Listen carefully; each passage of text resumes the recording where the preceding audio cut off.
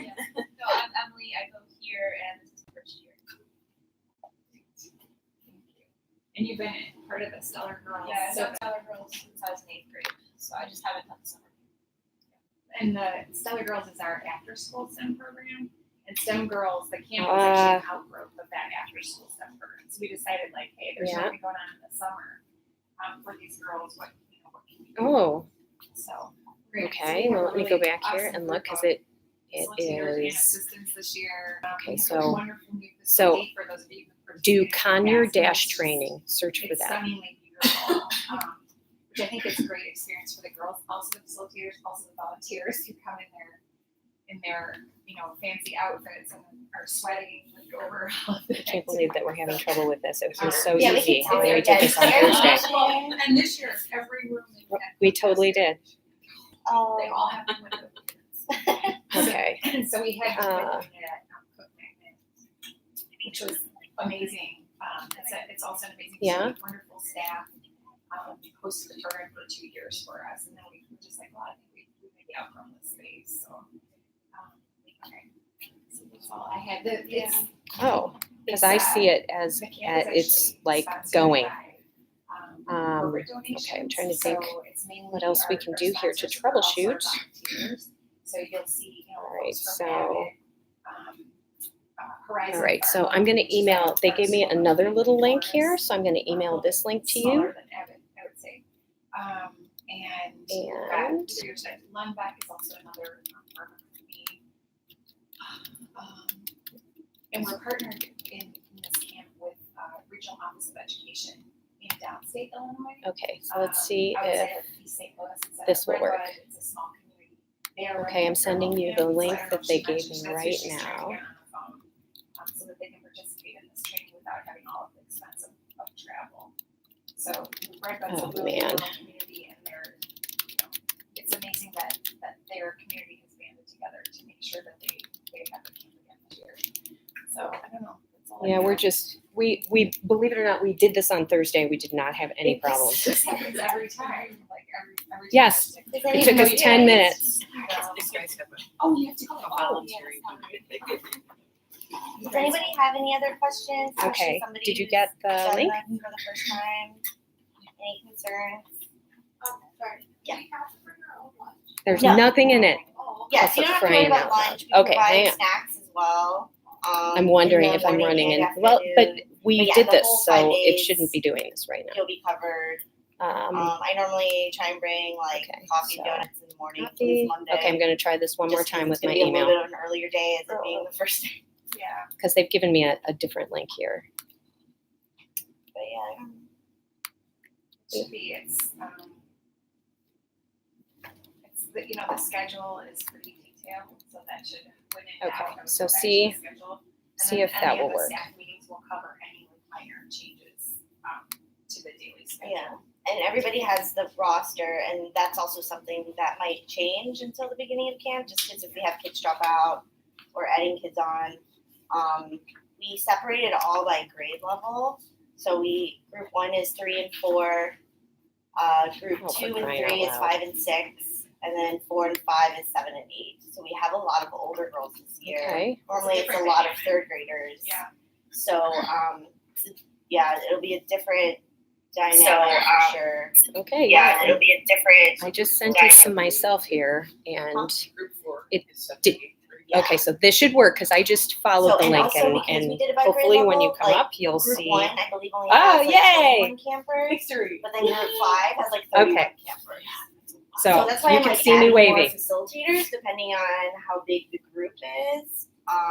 So hopefully you'll kind of get the extra help that you need. Because I think normally you'd have 1.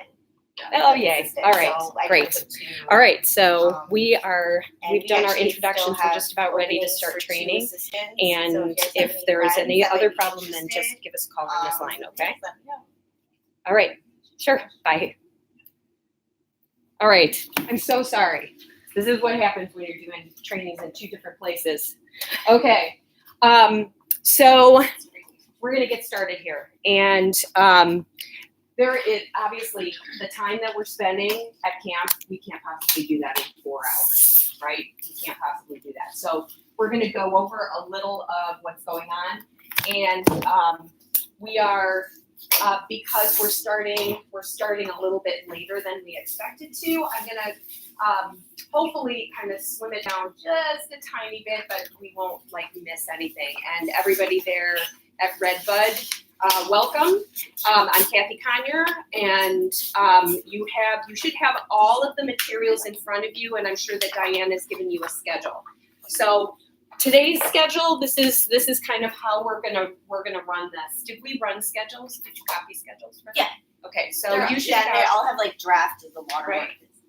Oh no, Oh no, not the that. schedule? No, Okay, not so that. I'm just gonna tell you what we're gonna be doing. So we're gonna start with the conservation curriculum, which is, it looks like it's the first one. So we're gonna start with that one. There is, I'm just gonna, and I don't think, you didn't give them the descriptions, did you, of the activity? Okay, so what I'm gonna do is I'm gonna read the description to you so you have an idea of what the day is gonna look like, and then we're gonna go over a little of the explanation portion of it, and once we've got the explanation down, then we're going to kind of experiment with the building just a little bit. We're going to spend about 40 minutes, and then we're going to take a 10-minute break, mostly just so that you guys can take a break because it's going to be kind of intense, but it also gives you guys an opportunity to ask questions or talk about, especially the adults, talk about, maybe things that I didn't think about, because really this is my curriculum and only my, really only my eyes on it. So if you look at it and go, I don't think that this is going to work great, then we can start making adjustments now before we actually have girls in front of us. And the same thing with Redbud. When we get to the 10-minute break, you guys can take a little break if you want to, but maybe talk about how you're going to apply it to your camp, because we've done that. We did that when we did the training 2 years ago, and I think that worked out well for you guys. So the first thing is the description, and the description is that campers will start by learning about the timeline of natural succession of an area from grasslands to old-growth forest and the importance of stewardship. One important aspect of stewardship of these areas is the use of controlled burns to start the cycle of succession renewal. This is often done with the use of a projectile launch for a directable fire. The campers will be building an adjustable projectile launcher to direct their potassium permanganate ball to a specific quadrant of our forest preserve. The campers will use an interactive simulator for that landing spot to watch the results of their fire. Now, we're not going to do the simulator when that time comes. If that's your particular activity for the day, before we start, I will explain how the simulator works. And Diane, I will make sure that we talk about exactly what needs to happen there. But it's just a simulation where wherever it lands on the chart, that they click that button and it basically shows where the burn is. They don't want to burn down the whole forest, right? So it'll show them if they've landed where they plan on landing. And they will be given some instructions about, some flexible instructions about where you want it to go so that they have a chance to actually adjust it. So I'm going to ask you guys to take a look at the schedule. So the way this is going to work, we've done these engineering challenges before, and we've got multi-levels doing camp. And so it's designed for the entire building of a very complicated launching. But our students, if some of our younger students can't get to those more advanced levels, they can still launch. So our basic launcher is our basic starting point. And if they happen to need to do that the entire time just to get something to shoot, then that's what they do. So if we look at the schedule, the way it's mapped out is that for the first 30 minutes, we're going to do the succession model to give them a basic idea of why they would be doing this. And then they're going to build basic launchers. And today, we're going to give you guys an opportunity to kind of figure out how that might look. we're going to take a little break, and then we're going to expand the challenge. So they'll have their basic launcher, or maybe not, depending, but if they have their basic launcher, we're then going to add to it that they need to find a way to control the distance that it goes. And they're going to look at their launcher and redesign and build. They'll take that, hopefully that will bring us to lunch. If they're finished with that challenge, then after lunch, then we're going to expand it and say, okay, so now you need to control the direction so that your launcher is at a fixed point, it's staying at a fixed point, but that it can actually move and direct the motion of the projectile. And then they will have a chance to revise and redesign and so forth. They'll take a short break and then do their final revisions, and then we're going to do an exhibition, right? Now, their testing is going to involve actually shooting their launcher multiple times, if that makes sense, and checking to see if it does what they want it to do. All right, so that's kind of the overview.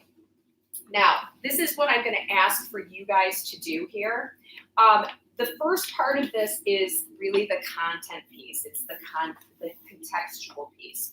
So what I'm going to ask you to do so that you can kind of navigate through this is I'm going to ask you to read. I'm going to stop. I'm going to ask you guys to read in pairs together to just kind of make sure that you understand the concept. So the first thing is that the facilitator at the beginning, in the front of the classroom, there's going to be butcher paper that everybody has. We're going to lay out a 5 to 6 foot butcher paper that they're going to be building. So it's going to start out white with a timeline down at the bottom. Now, I will have a more specific diagram for you and for you, so that you know what to model. But this is a model of what it looks like. And actually, if you want to hold this up, because I didn't send this to Diane, so if you want to hold this up so that they can take a look at it.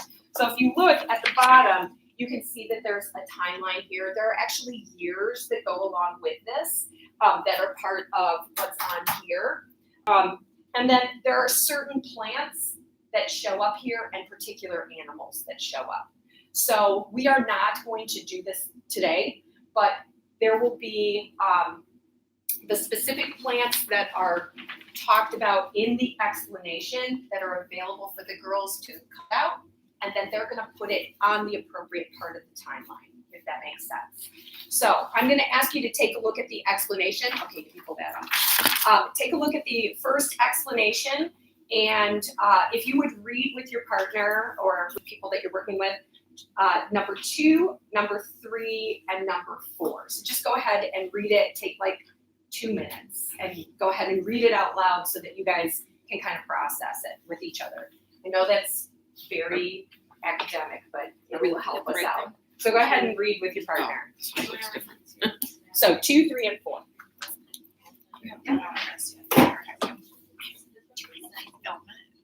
I think it's recording right now. I think that's part of it, is that it records, but you can film, sure. Yeah. No, not Facebook Live. I'm sorry, YouTube Live. Oh, streaming. So we can just yes. Oh, sure.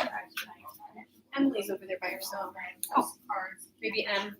Or she can come up. Oh, yeah. Or there. Do you want to work that? I'll come back to you. Yes.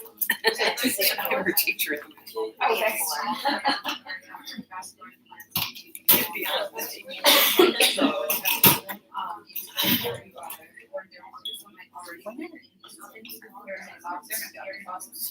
Are these good? No.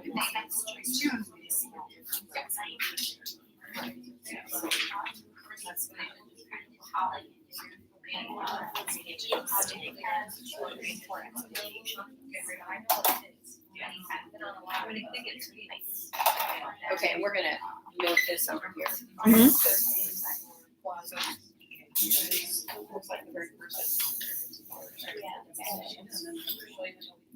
Okay, are we good?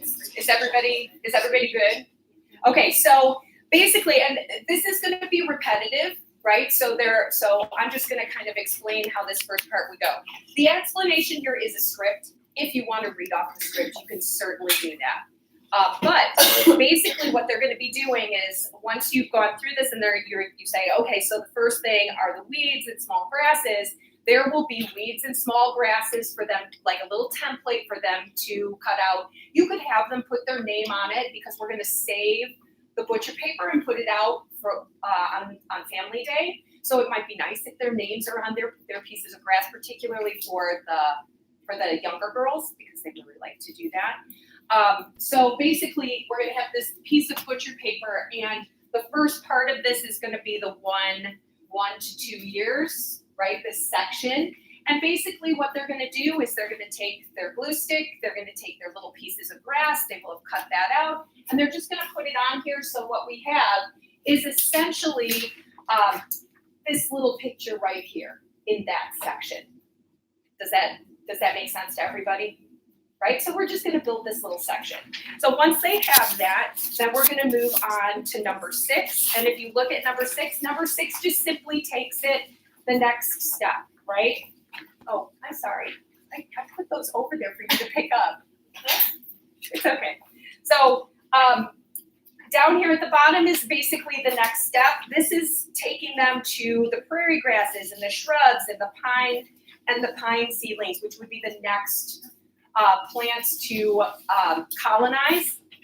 And so you're going to talk about that a little bit. And you're going to, and actually I have to look here and see if I am missing this. Oh yes, sorry. Once they have this little piece up, we will have some small animal templates that they're going to be reusable for us because it's only the facilitator that's going to do this. So once we have our little grasses up, then you will have some little animal templates. It'll tell you on the back. And same for you, I will make sure that you guys get this. This is one of the things, Diane, that I haven't gotten to you yet. But it'll say on the back what their animal name is, and it will also label which time frame it is so that you guys can lay them out and have them in front. So you're just going to go, so with the grasses and the weeds, we're going to have voles, and they'll put the little vole, you can put the little vole on there, right? Just stick it on there and so forth, so that we're adding some of the animals. Then we move on to the next part, which is the 2 to 18 years. Same thing, new plants, they're going to cut out their plants, they're going to put their little plants there. And then after that's done, you're going to say, here are the animals that would now be able to come here, and you're going to put them on there. And you're going to continue till you get through the succession. And we should end up with a toaster that's going to look something like this when they're done. And we're going to save this, right? This is going to be up here during the time that they're launching, and it really just kind of gives some context. And you're now on the board going to have your old growth forest over here on the end, right? Because this is why we're doing this. And talking about how this is a natural succession, it's an important part of making sure that there's renewal of the forest. And it sets the stage for explaining why we need to have controlled burns, why that's good, because this brings in new animal life and new plant life. Does that make sense to everybody? Okay, so this part is very facilitator heavy. It's also one of those things that assistant facilitators, you guys are going to have to help out and make sure that it kind of stays, it keeps moving along, because sometimes they'll get caught up in the cutting and all of that, and that's not the point. We simply want to build a poster. Okay, does this make sense? Okay, and Redbud, I'm hoping that it makes sense to all of you guys. Now, the next part of this, there will be an introductory video for them. And we're going to have to talk to them about making sure that we can do that. But there will be an introductory video for them that sets up the challenge, that explains what a controlled burn is and how they do this and what a permanganate ball is so that they know what they're doing. And it's also going to introduce the 3 different types of launchers. So the 3 different types of launchers that we'll be kind of playing around with are the trebuchet, the slingshot, and the catapult. And Carol, we didn't have another one, did we? Those were the ones that we talked about, I believe. So basically what they have to do, and it explains this a little bit. They are going to need to build a basic launcher, and every single one of them will have a square of corrugated cardboard. The corrugated cardboard is in the back of the room right now, and they need to build one of the 3 different types. Now, this will be in the video as well. It's just going to introduce them and show them what that looks like. But basically, what I'm going to ask that you guys do is maybe try to do a little bit of a build so that you understand the challenge a little bit better. They are going to start with their basics. So a slingshot is basically, it's basically having 2, like an anchoring thing on the bottom with a band that goes across that generally has some sort of fabric on it so that they can put their object in there. This band right here, rubber bands are great. It doesn't have to be rubber bands, particularly if they decide to make this part flexible. They have to be able to slingshot it, right? So it's got to be anchored to the bottom, but they have to be able to slingshot. So in the back, we have materials that can be used to do that. The launcher, basically, it needs to also have some force, and this is the part. Well, let's try building a slingshot right now. Okay, so let's start with the slingshot. So in the back of the room, there are materials that you can use, and we're gonna kind of turn this around. So there are materials that you can use back here. So girls are going to have a limited number of materials to use. They can't use extra. They don't have to use it all, but they can't use extra. So in the back, I have cups, I have popsicle sticks, I have rubber bands, I have paper clips, I have bamboo skewers, lots of bamboo skewers. We've got duct tape, we've got cardstock, we have fabric that we can use that you can cut off to make part of your slingshot, and then we have the corrugated cardboard, and we have glue guns. So what I'm going to ask you guys to do is take about, let's see, where are we here? So let's take about 20 minutes. Let's see what we can come up with. All right. I have Play-Doh, so we'll be shooting some Play-Doh. The girls will be shooting Play-Doh as well. They're going to have, because the Play-Doh actually, when it hits the ground, sticks. Right, the clay bounces. So we're going to use that because it'll stick. And then they're going to be shooting it onto a checkered tablecloth, which will be numbered with grid numbers so that they know specifically where their stuff is landed. And they're going to be trying to hit a particular part of the forest. So I'm going to ask you guys to try and build something that you think will actually land in, we'll put a little landing spot out and you guys can try and shoot it so that it lands nicely on both sides. Okay? All right, go ahead. And the same with you. We're going to do this for about 20 minutes. So that will bring us to 9:20, which is a little bit later, but with our technical issues, I think that we're good. All right. You want us to do this in partners? Yeah, you can do it in partners. In fact, please do it in partners. That will make it a little easier and faster. And we've got glue guns.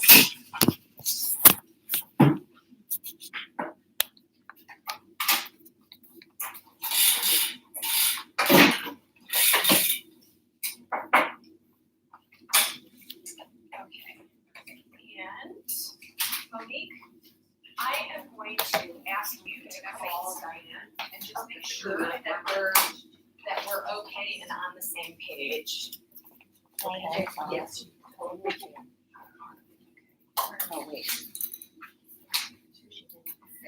Yeah, hang on 1 second. I just need to check this. My sister is at the hospital. Yeah, no problem. I'm going to discharge in about an hour. Oh, that's fabulous. Good. That's great. Oh, I feel so much better.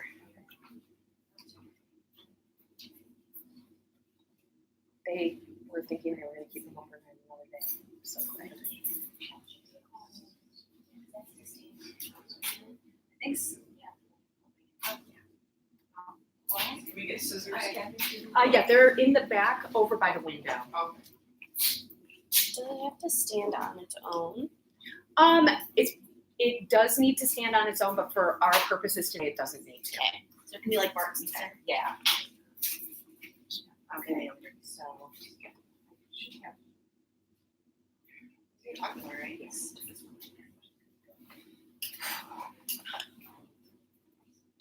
Okay, it does not have to stand. I think we want to build something that is, but at least we get an idea of how it needs to be.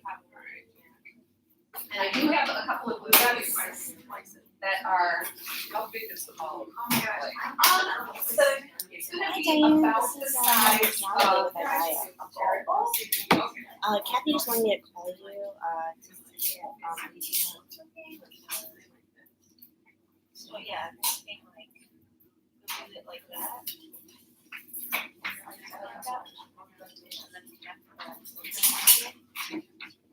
Oh yeah, so it's probably like 2 minutes. 2 minutes delay. 2 minute delay. Oh, nice. Okay. But is it making sense? Or put it in the cup. Okay, does everything make sense? Like, are you able to understand Kathy? Okay. For us to launch this Okay. far. Okay. Perfect. Okay, yeah, just shoot her a text or call her if you guys have any questions, or if you can't type it into the folder. Okay, great. Thanks, Dan. It's just, oh, well, good. I mean, it's impossible for me to tell them everything that's going to happen because we just don't have the time. And we don't know. So, and there are things that are so incomplete because It's I am the behind. third. Oh, here. Yeah. What if you were? But like the videos, I mean, those, I just have to, I have to deal with and. All right, so we'll make our shooting target. Four days. And Carol, we need to be somewhat conservative with our distance, if I remember right. The distance? Yeah. Well, Like yeah, maybe- it wasn't super successful at the beginning. Right, so like maybe right here. We had to move the target up. We did, we had to do it, so we'll put a couple down here. And actually, that's probably not a bad thing to do when the class just starts. Yeah. Is to have like a small target to begin. Like a little and then- setup. Yeah, a to little test. setup that they can test a little bit more easily than going out into there. So we were just talking about the fact that we thought it might be useful to have like a small target in the room. So so if you look on the floor, we've got like 2 different distance lines here, and then just like a spot to land so that they can kind of test it out a little bit. So that's something that you guys might think about having in the room that they do this in. And then the checkered tablecloths we are putting out in in the cafeteria area, manned by one of the facilitators so that they can actually shoot it out, and they're going to shoot it out on the tablecloth for the exhibition. And Diane, if you and I need to talk about this a little bit more now that you've seen the curriculum and we're going through this, then you and I can conference call on this. Because we have like, we need to, because one, just having one like. I could get bigger ones. And having it bigger ears, I thought we were just doing one box. Also, because it's a golf ball size.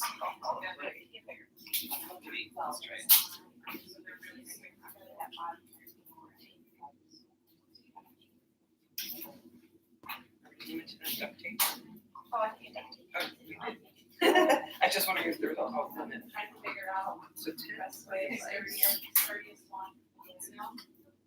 But you like show the kids the videos, What do you think? pictures are better, like, we don't want it tight, we don't really want to show them how something like that, just because then it'll just kind of date back. Yeah, we could have them to be able to. Yeah, the open-minded. So golf ball size. What they think and show. So that's why it's such a just very vague. Yeah, well, that's kind of how. So, Alright. alright. Yeah.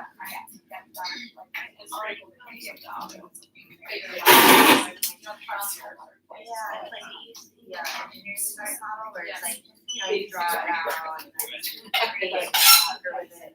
That's why it's like you have the whole day to this faculty so that they kind of figure out. Well, I feel so. Yes, I'm wanting the Play-Doh. Oh, Can the we do Play-Doh's that up here. So Yeah. that we have it to like Yes. try out in the pocket. The Play-Doh is here. Okay, this is the amount they get. That's the amount they're Okay. gonna get. So if you guys wanna look at it, this is the amount of Play-Doh that they're gonna get. Where should I know the ball? Okay. I would say all three, you know, I shouldn't do it. So I think that's three balls. So ladies, this is your Play-Doh. So this is the same amount of their. Yeah, that you guys. So the stability would be all I would be worried about. But these are things that, you know, you guys, I think I'm still an expert now, I know exactly what I'm doing. I could trade Our, with you. our goal, I give it away, so I stand over that. Alright, so this is how big. I put it down, Yeah. don't, because I have this. Big enough. Don't touch the tip. Like, Let's you guys, if you tried it. Actually, I think this is how to take this engagement. In fact, I don't think I saved. Yeah. It doesn't take it Yeah. better. I don't think I saved. No, I just saved. You want to feel good. Yeah. But, and then It was much easier, the duct tape was way easier. Yeah. So originally we didn't have glue guns. We were gonna try and avoid the glue guns completely. But there are certain ways in which you might need some, like could have duct tape that too. But I think if, you know, it's not gonna be a sturdy. Actually, this might help to stabilize it, but even so, the one thing about this kind of impact stuff is that the glue gives.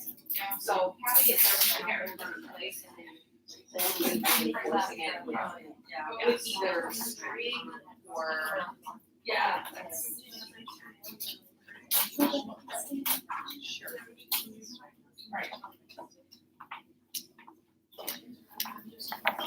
Okay, did I give everybody the Play-Doh? You guys have Play-Doh? Play-Doh? Or do you want me to grab it for you? Oh.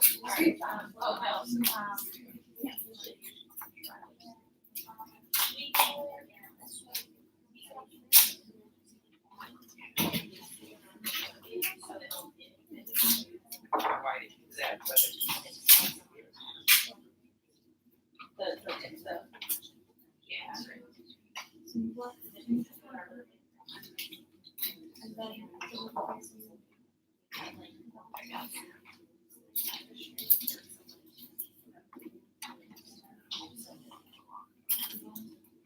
I'm just wondering if we have to start reinforcing it. You don't want the material to tear. The cheesecloth, that's rolled.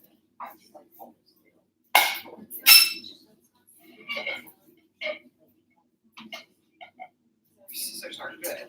All the scissors in my room are brainless. I this is a secret stash. Yes. It's crazy how dull they get so quickly.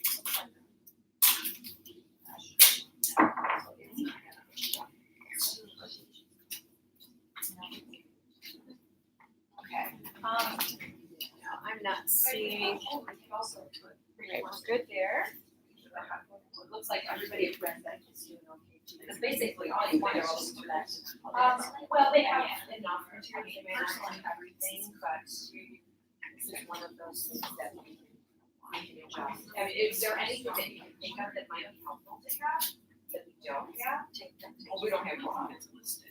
No, that is true. Yeah. I'm trying to think of anything. When they say, what pencils, those are be available. Hold on itself. See the paper, you have to. So really the only thing that you don't have, the only thing you don't have is the wooden skewers. We don't have skewers. We don't have. No, I'm sorry, not skewers, the wooden painters. Oh, right. Those are really there to help us to stabilize on. That's what we're, yeah, we're thinking, so we put some skewers. Yeah. So actually, that's a good thing for me to talk about. All right, so our little testing area is here, and we're about 10 minutes in. So you guys are gonna have another 10 minutes. So at some point, you wanna make sure that you test.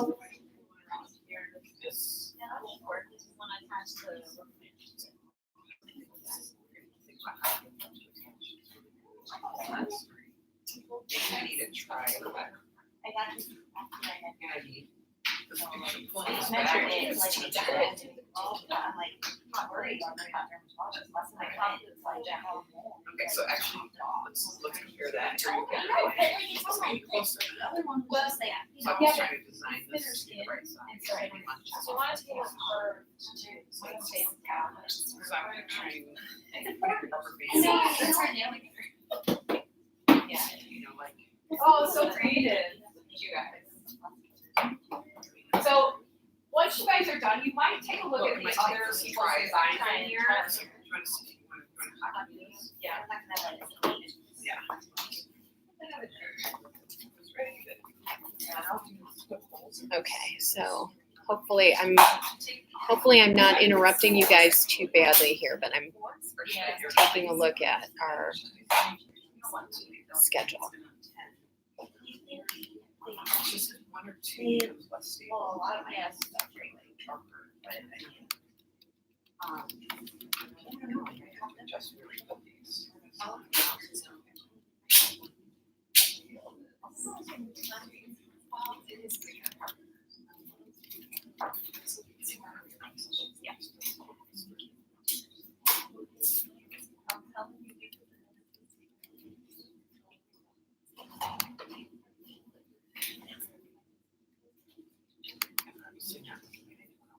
Yeah. Let's see if I can. I'm gonna see if we can.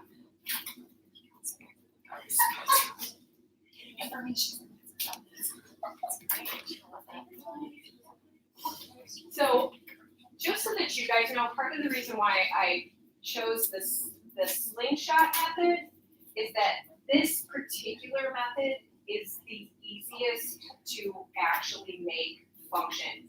The other two are variations on this, and they're a little easier to make directional, but we'll make sure that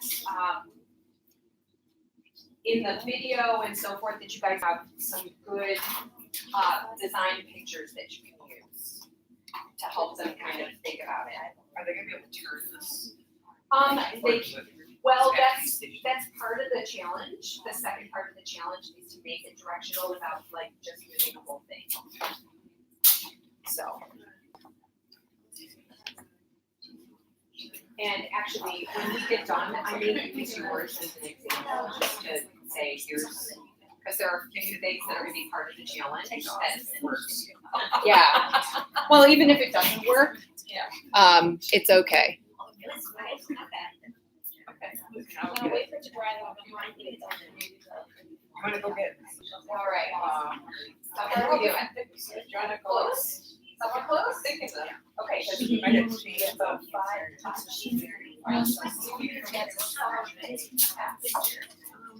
These are more flexible. How are you guys doing?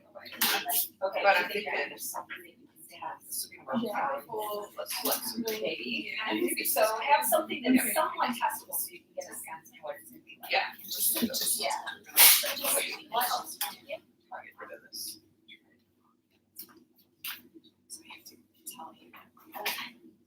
So people have like noticed it.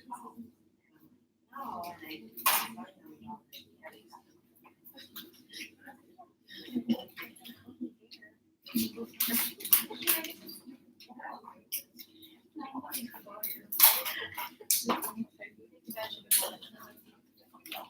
You guys are fast workers.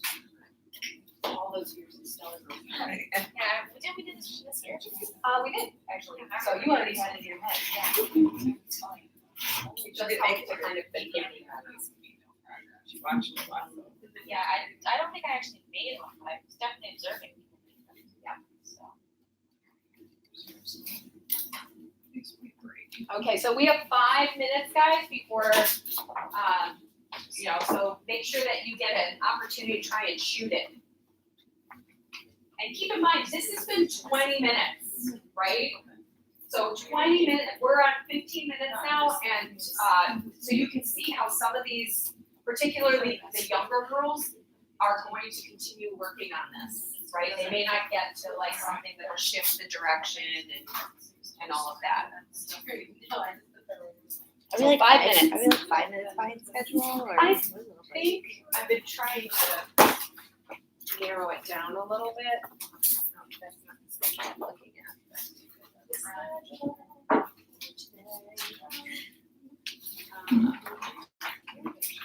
Yeah, I have it over here.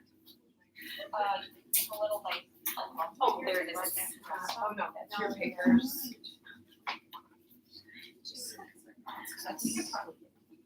Should I use it?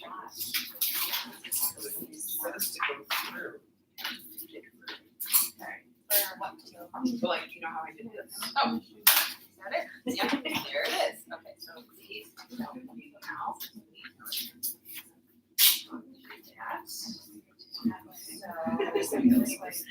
Oh, yeah, we're not too bad. 10 minutes? 10 minutes. We're 10 minutes behind. That's not bad at all. I mean, yeah, and then just don't take this around. Okay. Or Or use the and then Half of because this is how like I right. That's this is like the we have a smaller one. I'm wearing my food now. Well, if you need a snack. Actually, right now I just feel so relieved that Yeah. This is good. If that's like the worst thing, That's fine. Yes. Yeah. We think we need a little later. I can deal with this. If it breaks, we will. All right, so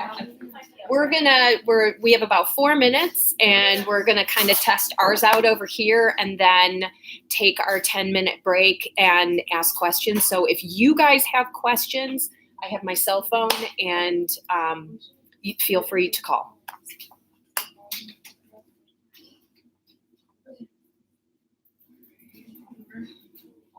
do you need any help in preparation for the next meeting?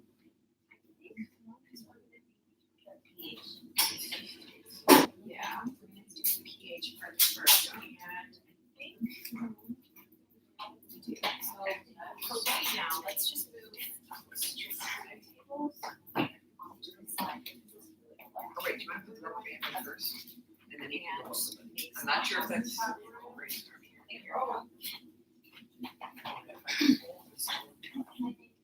Like, go out where? This stuff This out. is, Here? Hold it. This is sand. Well, it's clay sand, but it's much better. Yes.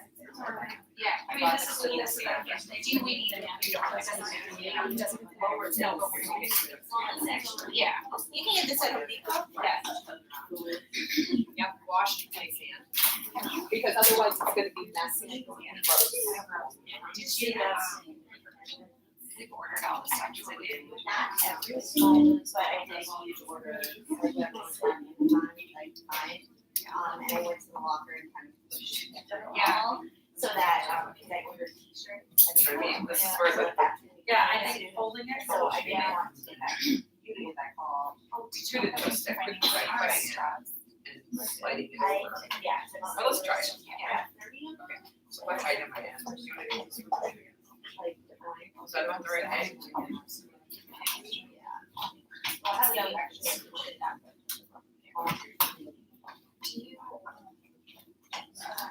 Since I'm like Pretty much bad. almost back. When you taste it, it's lower.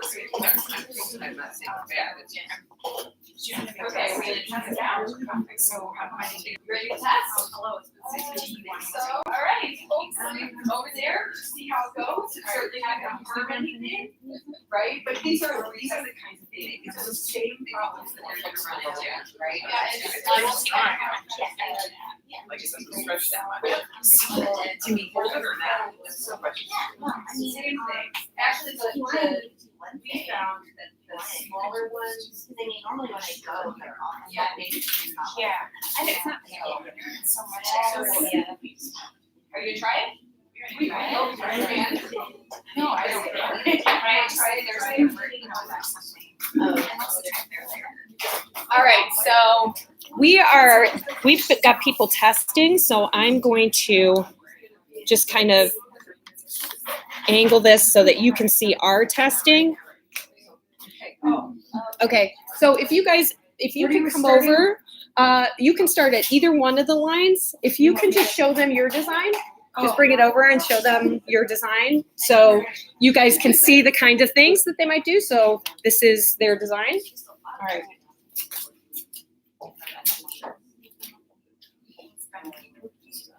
Oh, too far. Nice. You know what?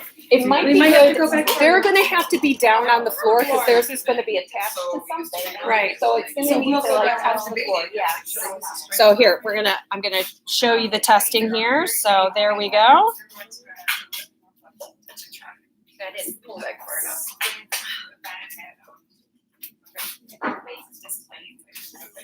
Ooh, nice. All right. So that just gives you an idea. Let's let the next group come on. So guys, is it supposed to be this big? Or do you have to use it all? Do you have to use some? you have to, they're going to have to use it all. Oh, okay. But that's okay. Just use what you have right now. Okay. And if you could just show them your design so that they can see, and it'll be on the video. Awesome. All right. We're flexible. Yeah. Okay. And if you guys want to show them your design so that they can see it. Oh. Are you going to try it out? We made this duct tape monstrosity. But we think the rubber bands are too thick. Yeah. We should have used the thinner ones. Can they see the trials? There we go.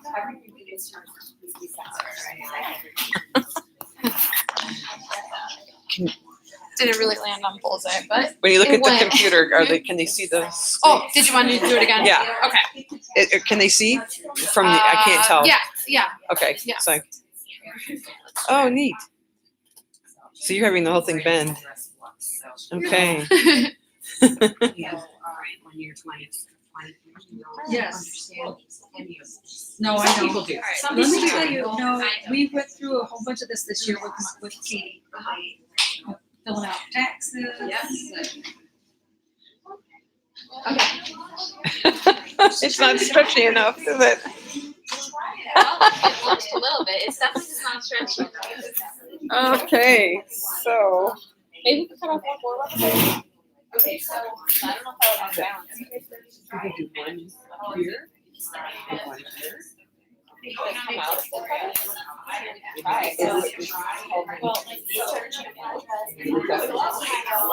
Yeah, so Katie has Too much she stuff. uses our. Would it be better to be a little? Yeah. And then Depends on what- she's got and it's like, so, I'm like, how do you keep up with the average renter? And she goes, well, I take, this is how much it is for the month, and I take out this month, I pay this a month. But now she's teaching, I'm gonna. Yeah, I was thinking like, she's from the store, she's like, I'm done.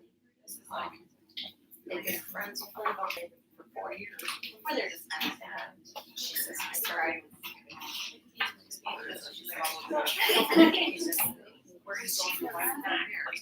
She was a TA. No, I had a conversation now. Yeah, like she's like, when I'm all, I would say, put 0. It says if any, yeah, unless you know it. All right. Yeah, that's just So let's. Okay, so we've been in our testing, and right now we are 3 minutes into our break. We're about 10 minutes behind our scheduled time. And so people are asking questions and so forth. So if you guys have any questions, let me know. Did you guys have it? All right, awesome.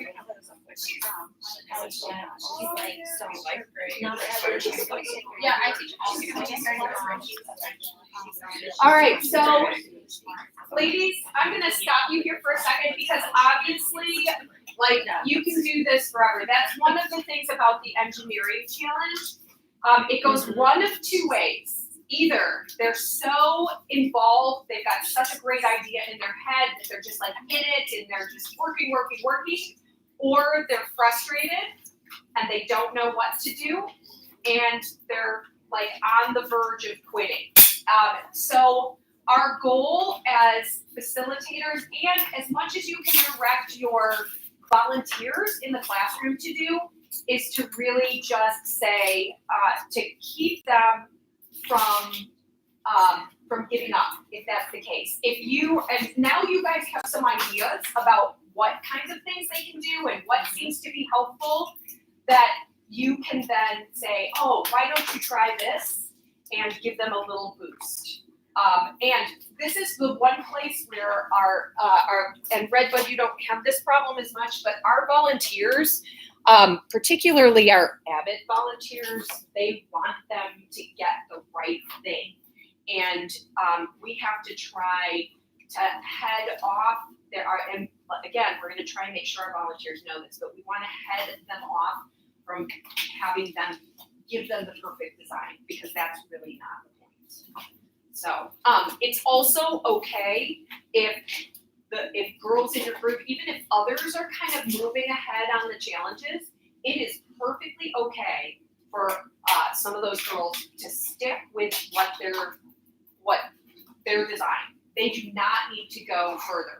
The extended challenge is really for those girls who are just cruising, to make sure that we have additional things to do to engage them. But if you've got girls who are very happy just working on their design and making it perfect and decorated and all of that, let them go with it.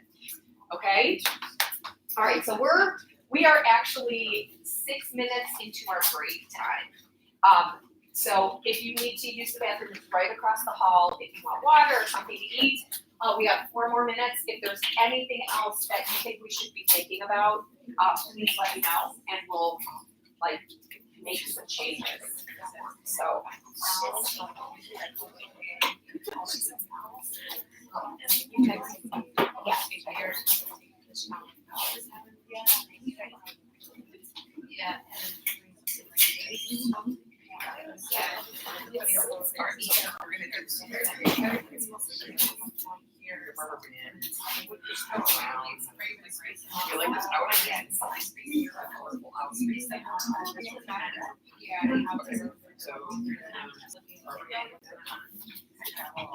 Okay.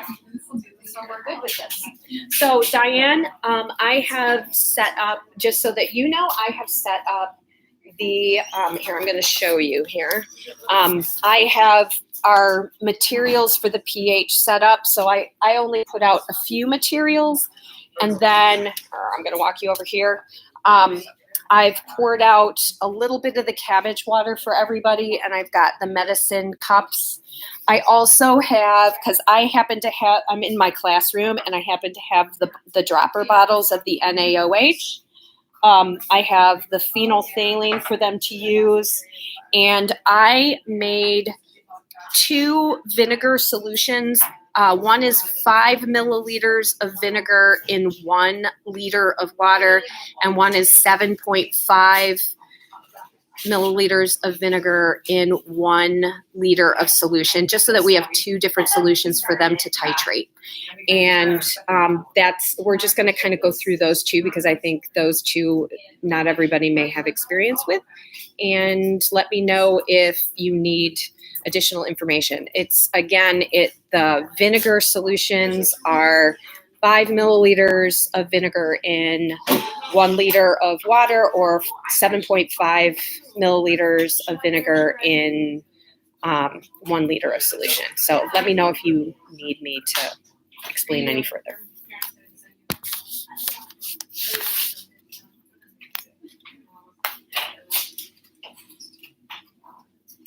All right, so look at you guys, so industrious. I'm going to suggest, and I'm happy to hang on to them, but I'm going to suggest that your little model there that we can bring with us, so that we have them just in case, that you've got some samples. And there will be some additional pictures and so forth to make sure that you guys have some things to work some of that, but let's put them in a specific spot. You know what's really great is that for the corrugated cardboard, I got Home Depot boxes. So why don't we make one of these? Like, Oh, yeah, and another box. and then we can put them in there so that we can work with this. Okay, let me get mine. Let's get the tape here. All right, ladies, we're gonna start in about 2 minutes, so let's make sure that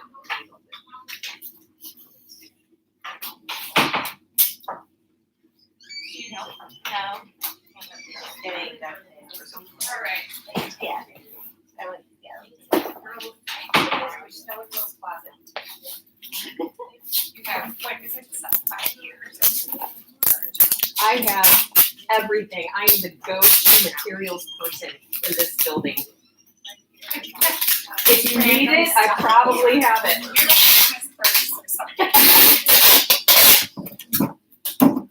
I'm hoping that this is adequate for residents. Really kind of, like there we go. Okay. All right, so your slingshot in here. You didn't throw it away, did you? No, it's in Oh, there. it's in there. Oh, so we got two boxes. boxes. All right. Okay. So the box you like more. So ladies, take that, transport it right over to that box and put it in so that it's there for you. Okay, and the same thing with this, just put it in the box and we'll just make sure it gets transported to school. Okay, and the two of you guys, this is your last piece of tape. Last one, and you need to put yours in one of the two boxes. Same thing, ladies. Or in the box. If you want to play around with it, oh, you guys still need to test yours, don't you? Yeah. So why don't you put yours off to the side? We can put it in later. All right. All right. So we are going to be, our next section is on the pH curriculum, and I'm not sure where that is in is it the next one? Mine's under 5. Okay, so it's section 5, so we want to turn to section 5. Kind of did in alphabetical order. Did you? Just Oh, because it that's didn't okay. matter with, No, because yeah. it's the order's gonna change. Will it fit? Can we turn it this way? Yeah. That's perfect. Okay.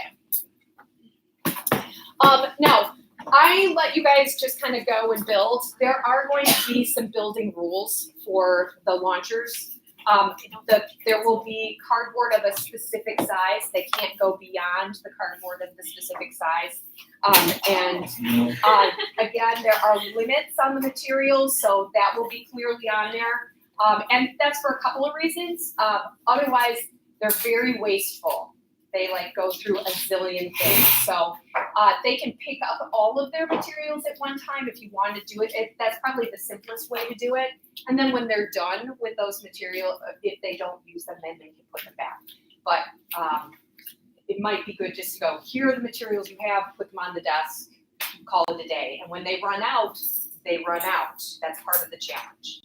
Okay, so do you guys have any further questions on that? All right, so the next part of this is going to be the pH part. And now let me get my schedule here. I am going to, where are we? Okay, so here's mine. All right, so I'm gonna again tell you about the whole thing, and then we'll look at the schedule. So this is the description of the activity. Campers will start by modeling the availability of potable water. They will model the nature of water molecules and how they interact with the molecules involved in pollution. The alteration of pH and its effects on the materials around us will be explored in some chemical exploration using a titration to balance the pH. And campers will be able to use their findings and new skills to tackle an escape room scenario as investigators of an unknown source of pollution. So that's basically the whole first part of the morning is to teach them about pH. We are going to do a little bit of chemistry in terms of like atoms, and then we're going to play around with pH and indicators. They're going to use 3 different indicators. Now, the idea behind this and the escape room has been very challenging for me. So the escape room, it's actually really good that you guys don't know the whole scenario of the escape room because your job is only going to be giving them hints when they need it. But the escape room is going to utilize everything that they do during the exploration phase. Almost all of, there will be a few puzzles that don't utilize it, but most of the puzzles that will help them to break out of the escape room are going to be the number of drops out of titration, some things off the periodic table that we will have spoken about, the cabbage watercolors, and those are going to be part of the code. So these are all things that they're going to have to use. So as they're doing this, it's important that you realize that they have to have some idea about what you're talking about, if that makes sense. So this is how the schedule is going to work. They're going to start out with the potable water measuring, and I'm just going to walk you through it so that you understand what it's like. It is also scripted so that you know what is expected, but you guys are welcome to kind of vary from the script if you feel comfortable with it. We're going to model the molecules of pH.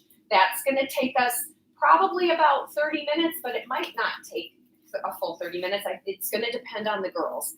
And then they're going to snack break, and then they're going to do some exploration. So the exploration is going to be playing around with the indicators. And then we'll have lunch, and then in the afternoon, there will be probably 2 small escape rooms. That may change. It may be 1 longer escape room with the snack being part of the escape room scenario. Like they'll unlock their snack. If that happens, then right, they'll unlock their snack. I'm not quite sure. It's kind of because it's hard to gauge exactly when it's going to be 30 minutes. And so it might be easier for everybody if the snack's kind of built into the escape room. So I'm kind of playing around with that. So there may be snacks in there. The one thing about the escape room is that you're going to have multiple groups going at a time. So what will happen is that they'll, before they start, they're going to have to sign. We'll probably have like a little poster, sign a little thing that says, "I will not help other groups. I will not tell other groups about." Right? It's kind of like a privacy signature. You can't share once you get done. Right. But regardless of what they do, there will be several groups going at the same time. So once one group has unlocked something, you're going to have to go back and lock it back up again because the next group will have to get it, if that makes sense. And that's going to simplify the room for you guys as facilitators. But your job is to make sure, again, that nobody gets super frustrated and that you offer hints if they need it. They'll have a certain number of hints and they may not need it, right? Maybe they won't. We'll see. Okay, so I'm going to start with the first part of this. And Grace, I'm really sorry I made you cut all these, but this is part of where I'm going to cut this down. So I'm just going to demonstrate for you. She cut all these little circles for me this morning, and she wasn't very happy. So we're going to start with the potable water. Now, this is everybody, right? So there will be one setup for you. And the way that I chose to set it up, just because I have them, I have the large meter graduated cylinder. So if you have one of those, it's very visual. And then I have a 50 milliliter. I have a 20. I don't think I need the 25, and a 10. And hang on one second. I need my dropper, which I know I didn't pick up. Okay, so they're going to have this little. This first part is really going to be about a little bit of graphing and some water, and they will have their journals. We didn't talk about that before we started the first day, but they're going to have their journals. So the first part of this, if you want to kind of follow along, this will be in color, just because it will be more visual in their notebook, because they're going to be cutting the circle out. So the first. And you may want to have the circle with you as well as the demonstration. This circle has 100 marks in it, which makes it simpler to use. So it's divided into 100 pieces, and we're basically creating a pie chart out of this, but we're disassembling the pie chart. So the first part of it, This is the amount of water that is on Earth right here, right? It is, and actually this is not my liter one, this is the 500 mils, but it doesn't matter. This is all of the water that exists on Earth, and of this water, how much of it do you think is water that we can drink? You can ask them questions and kind of get that information out of them. So this is all of the water, including the oceans, the glaciers, and the groundwater. And you can have them guess how much they think and write it down in their notebook. And then the next part of them is to say, how much of this would be the salt water from the ocean? And again, you can have them guess and so forth. Now, the answer is that it is 97%, right? 97%, which means that the 97%, we can actually see on our chart how much of that is actual water that we can drink. So I'm going to take this, and my 97% means that, I'm going to just pour this out because this is not a liter, so it's not going to be as dramatic, but that means 30 milliliters is the amount that we can actually drink. Okay, so let's find that 30 milliliters on our chart, and because of the way that this pie chart is broken up, right, it looks like this, you can see all the little parts. They're going to actually cut out the portion of it that they can drink. And this piece, they're going to glue into their notebook and label it salt water, ocean water. That'll go into their notebook. And really, for the assistant facilitators, it's just making sure that they actually get it into their notebook and they know what to cut. So that's going to be puzzling to some of them as well. The next part of it is finding the water. You know, some of the water, this is the water that's actually fresh water, and a good portion of this water is frozen. It's frozen in glaciers and so forth. How much of this do you think is actually ice? How much? What do you think? Okay, so half. Anybody venture another guess? No? All right. It's actually 1/3 of that water. Okay, 1/3 of that water that is frozen. So what we're going to do is we're going to cut out that amount, right? And that amount is actually frozen water. Right? Oh, actually, no, I reversed that. Sorry. Actually, 2/3 of it is frozen. So it's this piece that goes in. And again, they're going to take that down, and you're going to want to pour this out. Now, it might be helpful if maybe the assistant facilitator is like holding up and cutting, and the adult facilitator is pouring out the water and talking about it. But basically, we're going to get rid of, so this is the amount right here that's actually drinkable water. This part is frozen. So we're going to put that part aside. So we're left with the 10 milliliters. Now, that is this teeny tiny sliver. So of this water, that's fresh water that's not frozen, how much of it do you think is water that we can drink?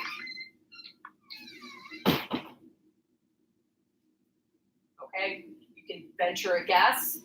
And the water that we can drink is actually only about half of this piece of pie right here.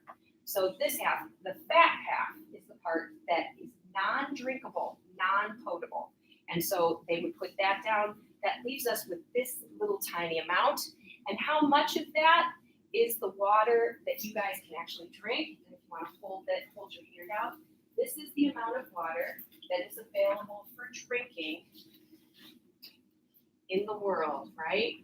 1 drop, and it is very visual for them to take a look at that drop in their hand. And what you guys can do in order to do this is, again, maybe one of the assistant facilitators can walk through that too. Yes. So why is the rest of it not drinkable? It's not drinkable because it comes from sources that are contaminated in some ways, sometimes naturally contaminated, sometimes contaminated by us. But this is the amount of water that's actually that's safe for humans to drink. This is very, very small amount. So it's not because it's deep underground. ground? Um, That means it's still available? some of it, yeah, right, so some of that would be this piece over here that is, you know, non-potable or non-available. So of the available water, right, that's that very small amount. So, and actually, to be honest, Carol, right now, I'm skimming this as I go. You're gonna wanna take a look at it, because I know all the statistics in here are correct. So you just want to make sure that as you're doing it, that you're kind of thinking about that. I actually, in preparation for doing this, I had like a little circle and I wrote out how many slices they needed to cut out so that I was prepared. This was like my cheat sheet. And then it made it a little easier to kind of go through. But you might also on your cheat sheet write, you know, the percentages on here, so that you have those in your head. Okay, so does that make sense? Does that help you guys to kind of understand? Now, as they do that, that is actually going to take about 20 minutes. It didn't take me 20 minutes, but that's because you guys didn't have your scissors, you weren't cutting, you weren't gluing. I was just kind of running through it, but it is gonna take about 20 minutes. We did this in our STEMGirls version of this, and it took about 20 minutes for them to actually do that. So I know that the time is fairly accurate. With the younger girls, it may actually take a little bit longer, just because they're slower cutters. You know, they might not know exactly what to cut, they may need a little bit more instruction. Okay, so the next part of this is modeling the molecules, and I am gonna ask you guys to do this. Grace, where did we put the molecules are over here. So I'm gonna ask, I've got tape over there on the side that you can use, so if you wanna grab a roll of tape, and everybody is going to need some molecules, so hang on 1 second here. So Redbud. These are the molecules, and Diane, you have these in the folder. So we've got hydrochloric acid. So everybody's gonna need a hydrochloric acid. We're gonna need an NaOH. They're going to need some oxygens, and they're gonna need some hydrogens. And if you guys would just come up, you need one of each, you need 2 hydrogens and some tape. So if you guys would pick those up really quickly.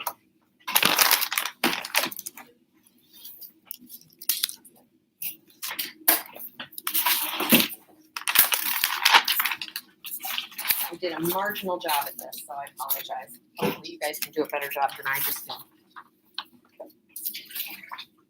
And I have a 1 liter of this. I have to make sure that I have the 1 liter. Because we only need 1. Or maybe 2. We need 2. Yeah. We need 2.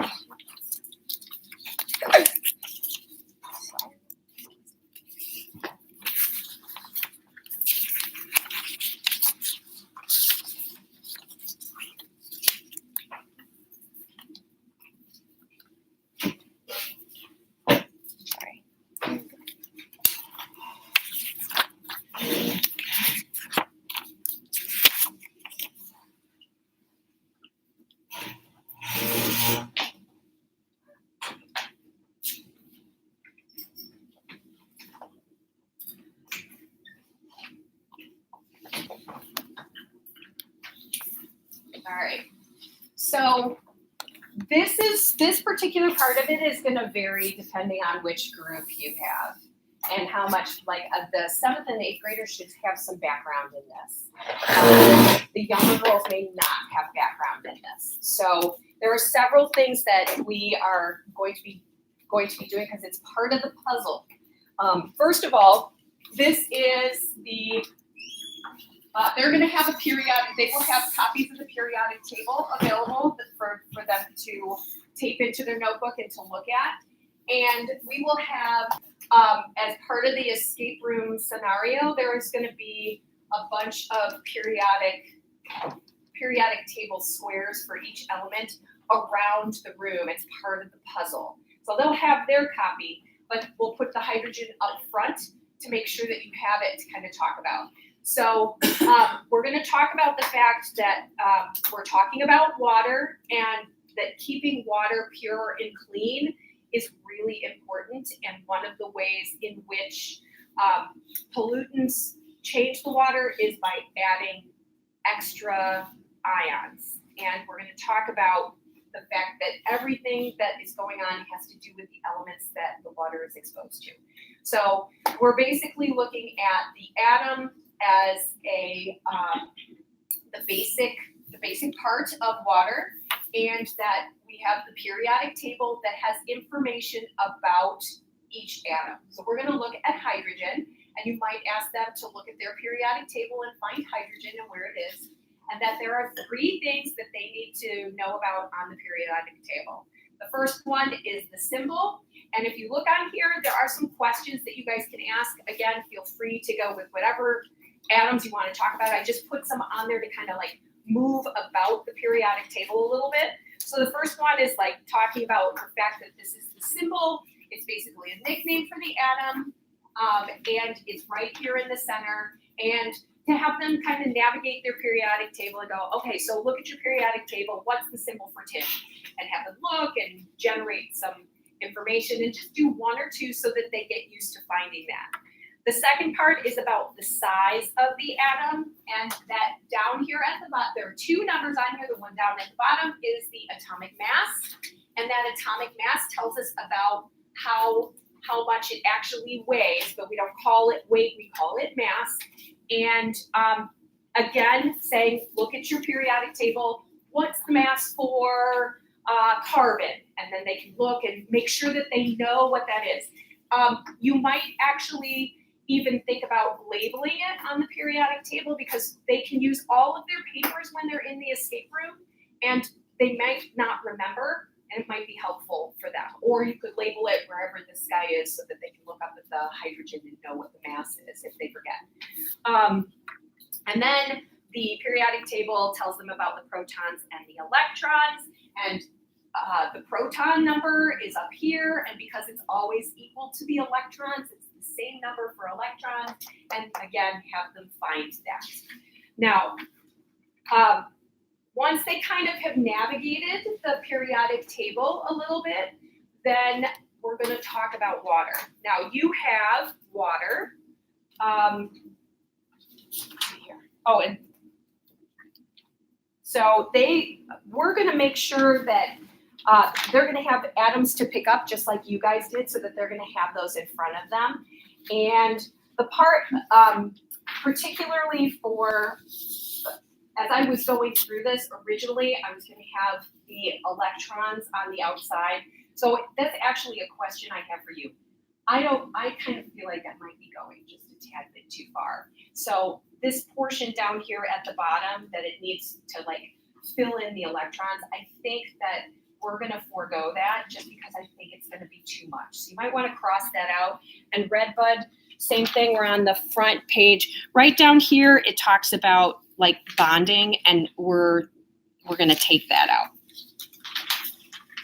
So what we want them to do is we want them to build water, and you're going to want to talk about the fact that water has the formula of H2O.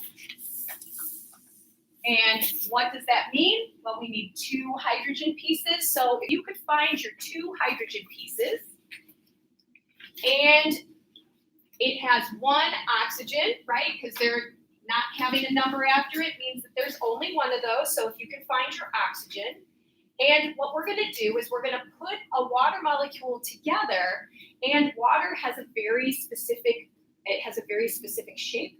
It looks like Mickey Mouse. So if you would go ahead and use your tape and build yourself a water molecule that looks like Mickey Mouse.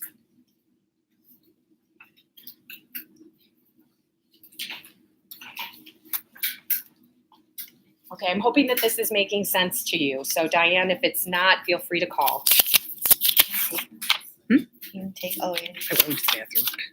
Okay, so we want 2. all of the girls to end up with a Mickey Mouse. Now, yours are cut out in squares because we did this morning, but when you guys they're all going to be cut out into little circles. So they'll look like little atoms, and they won't have to do the cutting for that. Grace really just going to be putting it together. Yeah, Grace and my boys will be doing that, and some of my students who are tardy for class, they're all going to be doing the cutting. Everybody's going to be cutting.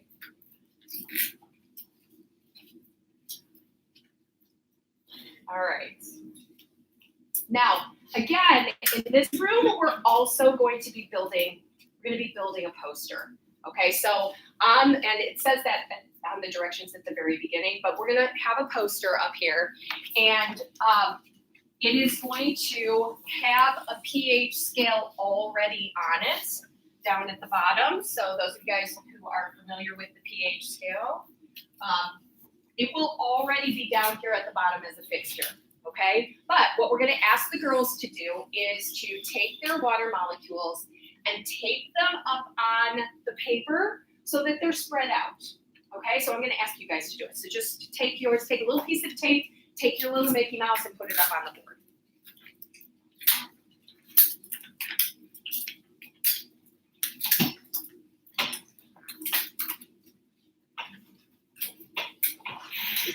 Spread it out above the pH. If the pH scale, those will already be made for you guys. So the pH scale will be all the way down at the bottom. People have to show me. Girls. Yeah. Okay, I will pay you in donuts.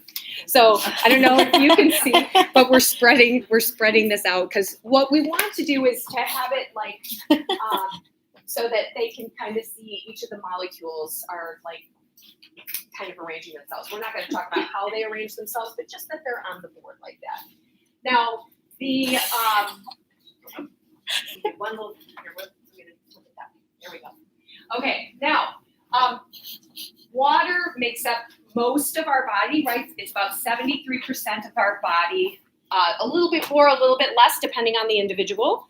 But we have all of our stuff up here. So this water molecule, or these water molecules have space between them. And that space between them can hold stuff.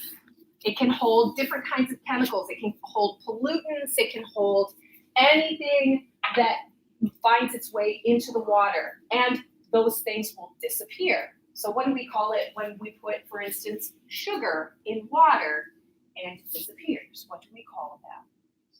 Dissolving, right? This is why things can dissolve. So you might want to talk to them about, just give them that vocabulary word so that they can use it.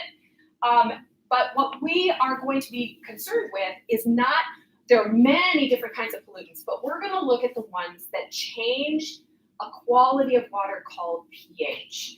Now, every molecule does this a little differently, but I'm going to ask you to find hydrochloric acid. It has a chlorine and it has a hydrogen on it. Okay, now this is made out of two atoms. It's made out of a chlorine atom and a hydrogen atom. And when it goes into water, it actually breaks into pieces. And the pieces are called ions. And those pieces start floating around. Now, when we're talking about the pollutants that matter for the quality of pH, we are actually talking about the hydrogen. So what I'm going to ask you to do, and remember, these will be cut out. I'm going to ask you to tear off the hydrogen because we're going to have two ions, right? A big piece and a little piece. And I'm going to have these cut out for them so that all they need to do is just rip that little circle off.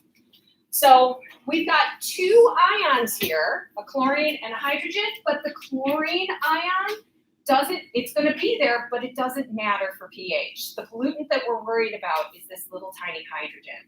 Now what happens is when this goes in the water, it actually hides in the water molecules. And when we have only a couple of them, then the water is generally just a tiny bit polluted.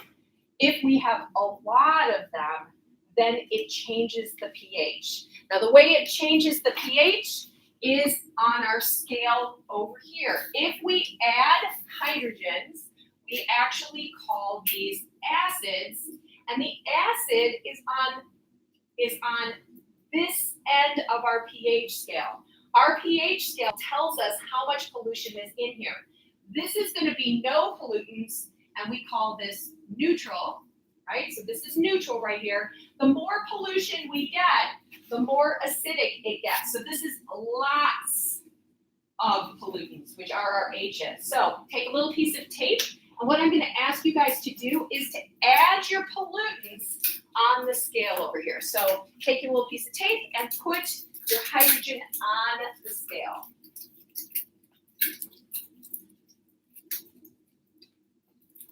Okay, so just put it on the board.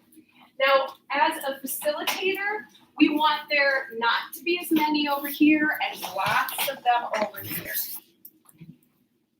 Right, so figure out where you can put them. And facilitators, I'm gonna give you guys one of these so that you have an idea of what it should kind of look like. So facilitating over here.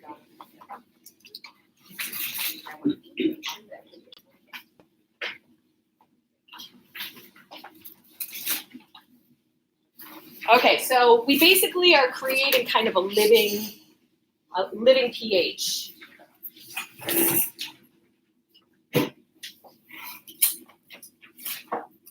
All right, and so the next part of this is, this is one type of pollutant that changes pH.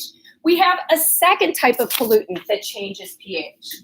So I'm going to ask you to find sodium hydroxide, and sodium hydroxide has 3 atoms. It has a sodium, Na, it has an oxygen, O, and it has an H. Now, this one, the pollutant is not the sodium, it's actually the OH. So what we're gonna do, and again, these will be nicely cut out so that all they have to do is just pull it off. We're gonna separate the sodium from the hydroxide. And these guys change the pH in the other direction. And this means that, again, this is the clean water, neutral, which is where it should be. And as we move on this end of the scale, we call this basic or alkaline. And the OHs are gonna go over here. We aren't gonna have very many over here. We're gonna be very heavy with OHs over here. So put a little piece of tape and put it up on the board so that we can build that.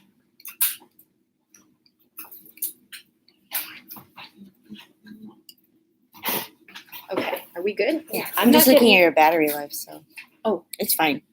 I just want to double You check. can plug it in though. Where did our plug go? Oh, here. Yeah, there we go.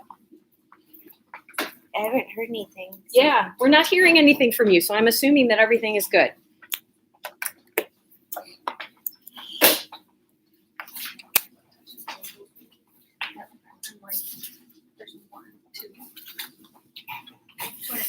There we go. Look at that.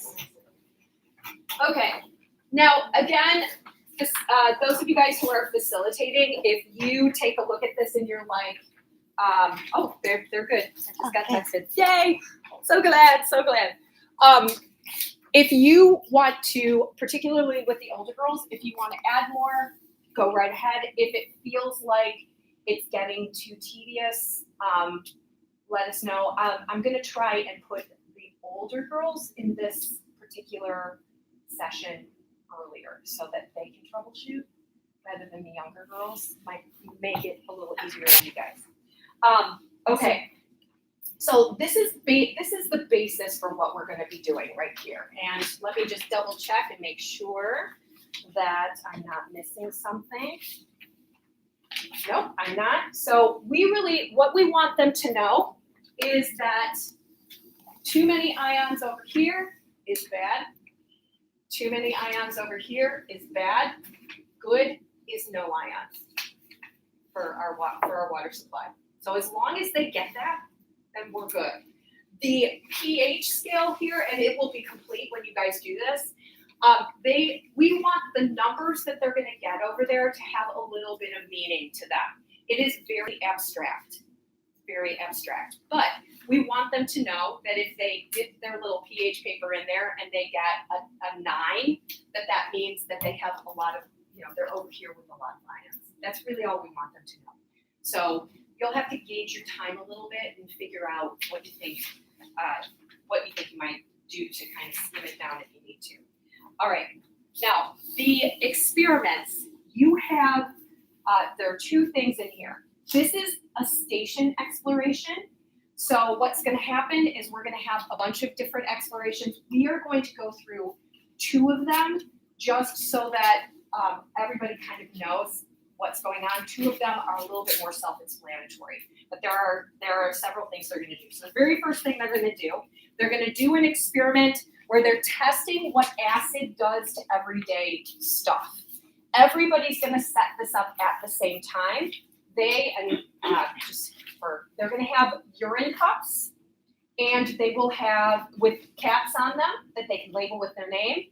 They're basically going to set up their own little experiment. There will be 3 different acids that they can choose from, and off the top of my head, I don't have my little, I think they're listed here on your experiment. Yes. They're going to have vinegar, they're going to have seltzer water, they're going to have lemon juice. So they can choose any of those. They're also going to have several everyday ideas. We're going to have old pennies. We're going to have weed leaves that we're going to pick in the morning. And they're going to have limestone, little limestone pebbles. So they're basically going to kind of figure out their own experiment. What does acid do to everyday objects? And the younger girls, my suggestion is that you pick one. You say, we're going to test acids and just stick with the one. For the older girls, they can choose acids or what materials they're going to do and kind of vary it a little bit more. But they're setting up their experiment. They're going to have about 10 minutes or so to do that. And they have their own little data sheet that you guys will have. They don't need to write any of this down. They're just going to glue it into their notebook. But they're going to set that up, and that's going to be sitting there while they do their other stations, so it has some time to sit. They are going to be taking the mass. They'll be doing observations. They'll be taking the mass and see if they see any difference. Okay, so that's the first experiment. And you guys should have these experiments in your notebook, I believe. Is it after? Yep. So it's at the end. So the experiments are written there. There is a procedure there, right? So it should be pretty easy for them and for you. So that's the first thing. Now there are then 3 stations that they're going to do. The first one is just testing pH. They get this little kit when they start, a little bag with all kinds of materials in it, scissors and tape and all of that. And one of the things that's in there are little pH strips. So they're going to be using their pH strips.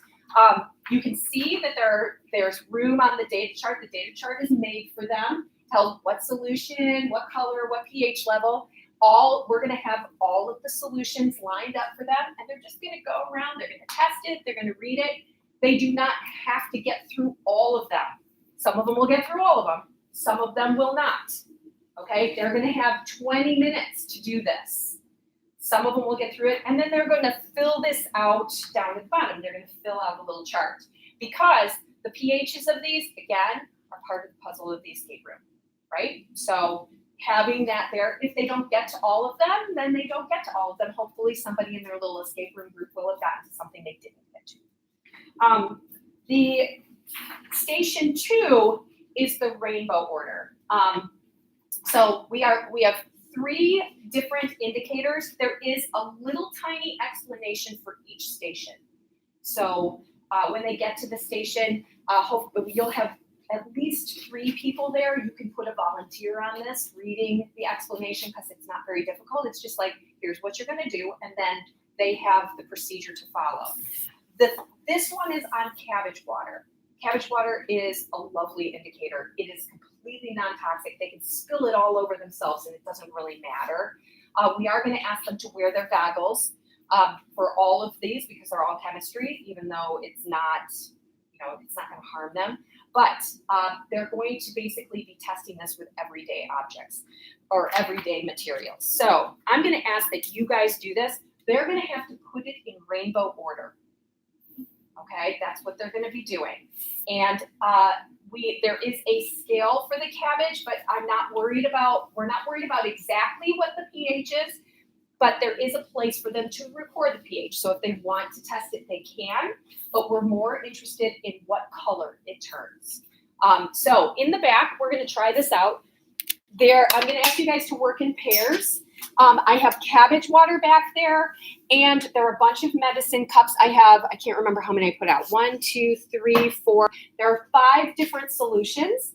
And what you're gonna do is you're gonna put, actually, I'm gonna suggest, just because I did this morning, the 20,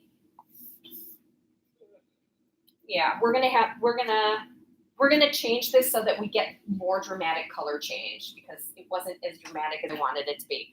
So, this will be changed. This will be changed on the lab. This will be changed on the lab by the time you get there. But what we're gonna do is we're gonna put 10 milliliters of cabbage water into the medicine cup and then 10 milliliters of the solution. So for a total of 20. Does that make sense? So 10 and 10. You're going to, there's a little container of cabbage water for you to bring to your table so that you guys have it. And then the solutions are up here. There are lots of medicine cups, so take as many medicine cups as you need. And just try it out and see what you get. So go. And so go. And feel free to write on your copy because you'll get clean copies.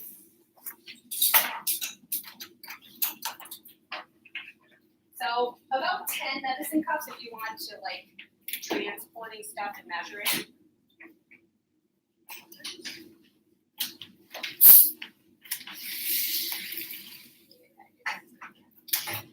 Again, this is my day.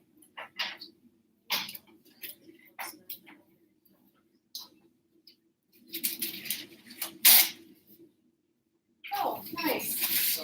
Yes. Yep. Yeah, anything that you come up with your own. Yeah. I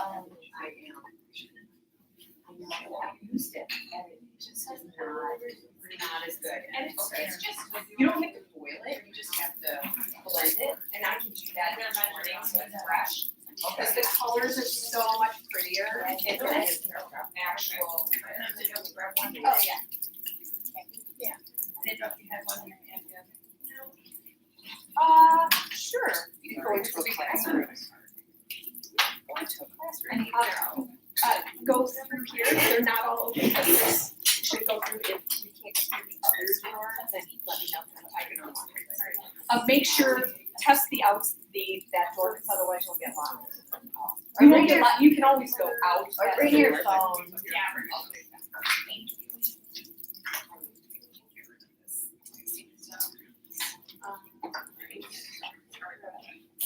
Okay, so how are we doing on time here? We were 10 minutes off, Yeah. and actually I left this time here. Right, I left some time just in case. So we're 10 minutes off.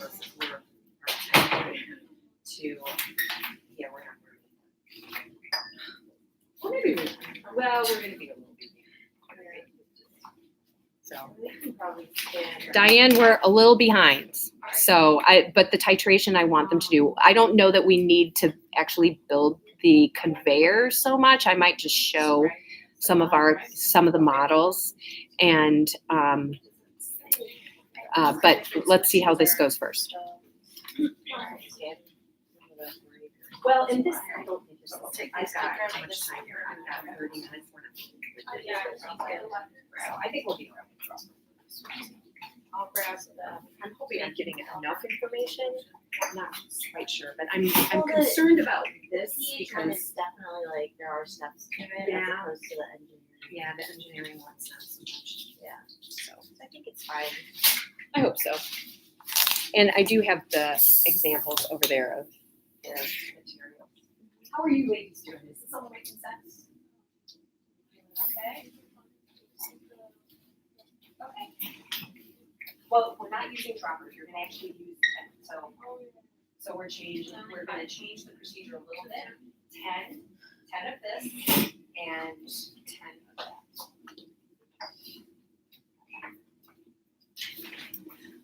So Diane, just so that you know, I'm gonna change the procedures for the tests so that you can print them out and copy them before camp. I'll be doing that this weekend to make sure that everything is the way it should be.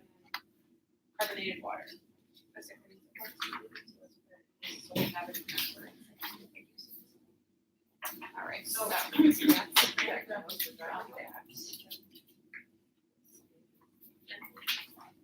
you want me to put these boxes in there? You know what, for right, why don't the middle room back there, just find a spot on the cabinet, that would be good.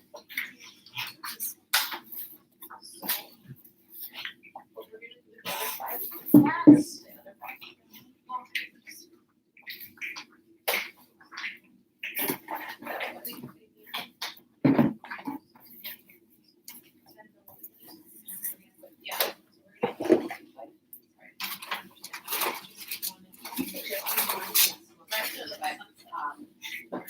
I changed this, so I. Oh, okay. We don't need that. Nope.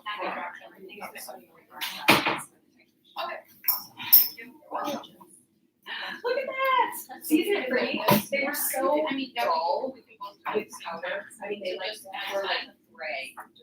Like gray, you're gonna add them. Yeah, it's really pretty. So, fun. Now, this scale doesn't work with it.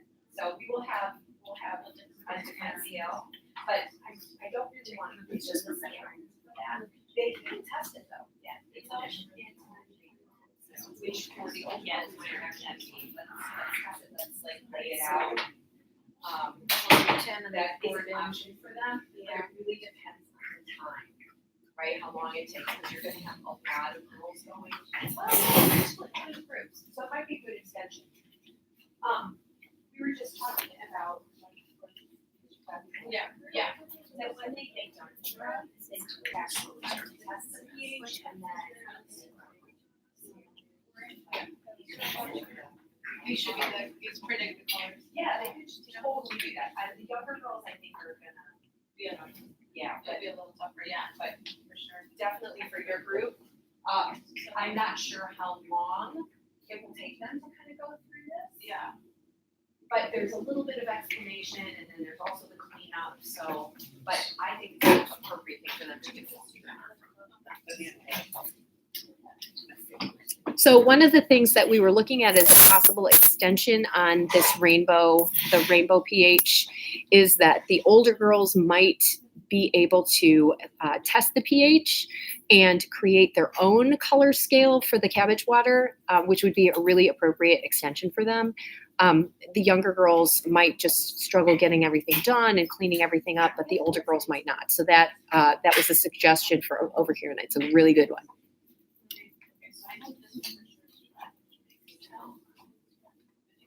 So pretty, so pretty. So we will have some additional. We're gonna have bleach turns yellow, and there's another one. So it's almost every color of the rainbow, I think. There might be one. But I didn't put all the materials down. We just have to take. Or missing. Yeah. Yes. So there are a few missing. They're gonna have, I didn't put everything out. I didn't put the bleach turns yellow. Okay. And So orange is the, which one is this? this is, it looks like the spray. No, that's the, sorry, that's the lemon juice. The 409? No, Oh, this was the lemon juice. yeah. No, but there. It smells like vinegar. Okay.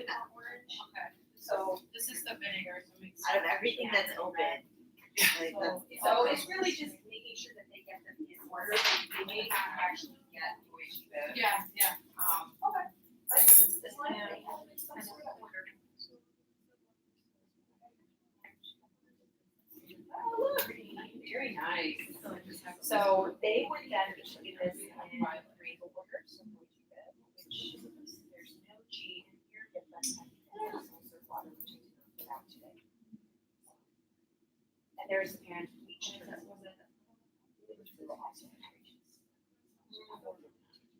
All right, yep, that's for titration. Okay, do we feel pretty good about this? Everybody get it? Oh, they're just doing theirs now. Go ahead, measure yours in. And actually, they are a better gauge of time. Yes, because they're being very careful and methodical. That is, especially with the chemistry stuff, they're very careful. at least I've found that they're much more careful. The engineering stuff is like mayhem, but the chemistry stuff is very careful. And as much as possible, you want to encourage them to be careful because our titration is going to be using the sodium hydroxide. It is a 0.1 molar. It's not super strong, but they still need to be very careful. The acid that they're going to be titrating is vinegar, so we don't need to worry about that. But and we're less worried about this because it is enclosed in the dropper. So, okay, so we feel good about this. All right, then I'm going to ask you guys to clean that up and rinse that out, and we're going to do the titration. So you will need, actually, I think I have them in the medicine cups, but I'm thinking because of the volume that for camp, we'll probably use the urine cups. So I'm going to pull out my plastic cups, which are not what we're going to be using, but that way they have a little bit more swirling room, if that makes sense. But the measurements will all be the same. We're going to use the same amounts. So go ahead and rinse it out. Pick up an NaOH if you didn't. And because we are using NaOH, I'm going to ask you guys to pick up some goggles over there. Okay, so if you guys would go ahead and do that, and we're going to set up the titration. Okay, and I came over here for a reason. Why did I come over here? Oh.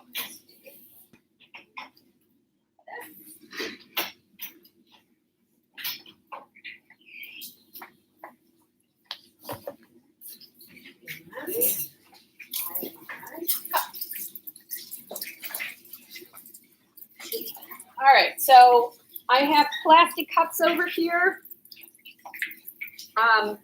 You will only need one. So I'm going to make this change as well. When we were playing around with the medicine cups are just a tiny bit too small. So we're going to use the urine cups for this, and I'll change that again on the actual procedure. However, it doesn't have to be urine cups. We just happen to have ordered those. It can just be a plastic cup, which is perfectly fine. So whichever works for you. One per group, and they're they can rinse them out and reuse it, so it doesn't have to be a lot. Is she texting you? Yeah. Just We so have much the urine changes. cups. We have the urine cups, so. I know. Did we not put them on? Oh, I know we have some. Yeah. Yeah, we really only need like 15 per group. No, not 15 per group. 15 reusable. Oh, right. So, right? Oh, It's not per group, right? Slim down on our needs. it has. Yes, save some money. Okay. Are we just about ready? So this is what you're gonna need. You need a plastic cup. So if you didn't pick one of those up, we need one plastic cup.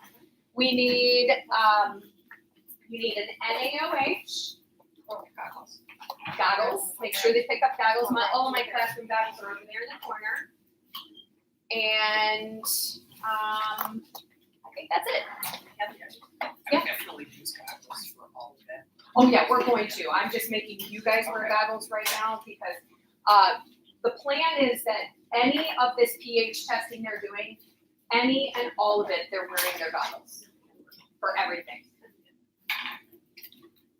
This is the only one that I'm worried about for you guys. Okay, so it says on here that you're going to use 3 medicine cups, but instead we're going to use a cup. And we're only going to be using 1 because we're only going to do this one titration today. So what you're going to do is you're going to put 15 milliliters of solution, and actually I may up that. Let's up that to 30. So you're going to just kind of fill your medicine cup and pour that into your cup. I'm going to show you in a second. The medicine cups are our graduated cylinders in camp because they are graduated, so and easy to clean and all of that. So they will need their medicine cup to measure. But what you're going to be putting in there, now I have 2 solutions here. You can do either one of them. It doesn't matter which one. And at camp, there will be 3 possible solutions. So they only have to get through one solution, but if they get through and there's still time left, then they can do another one. If they're really fast, then they can do the third one. They do not have to get through all of them. Does that make sense? So what you're gonna do is you're gonna put the 30 milliliters in there. You're still gonna do the 2 drops of the phenolphthalein. Now the phenolphthalein is our indicator, and whoever reads the first part, it will tell you that phenolphthalein is clear. The instructions are like earlier on there. The phenolphthalein is clear when it's in contact with an acid, and it turns bright pink when it comes in contact with a base. What we're gonna do is use to measure strength. It does something called a titration. So our solution has a particular amount of acid in it. We are going to measure our acid strength by how many drops of sodium hydroxide it's going to take to bring it back to neutral, where the OH and the H will come together to form water, and then it's not a pollutant anymore, which is not exactly correct, but it's close enough for what we're going to be doing. So if we have lots of H's, then we need to put in OH's to bring it back to neutral. So if we count how many drops of the sodium hydroxide we put in, we know about how strong the acid is. That's what we want to find out. So you're going to put the phenolphthalein in. You're going to swirl it in the cup to mix it. You always want to mix it. And then you're going to start adding your sodium hydroxide 1 drop at a time. And when you drop it in there, you're going to see a little pink cloud, right? Because it's going to start working. And then when you swirl it, as it comes in contact with those acid ions again, it's going to go back to colorless, right? We want it so that it stays pink. As soon as we know that as soon as it stays pink, that's our end point. That's the number of drops that tells us the strength. The more drops, the stronger the acid. Does that make sense? Okay, so the acids are over here. There are 2 different strengths. There's A and there's B. And so go ahead and scoop up or pour out 30 milliliters, and then go ahead and titrate. The phenolphthalein I'm going to put right here.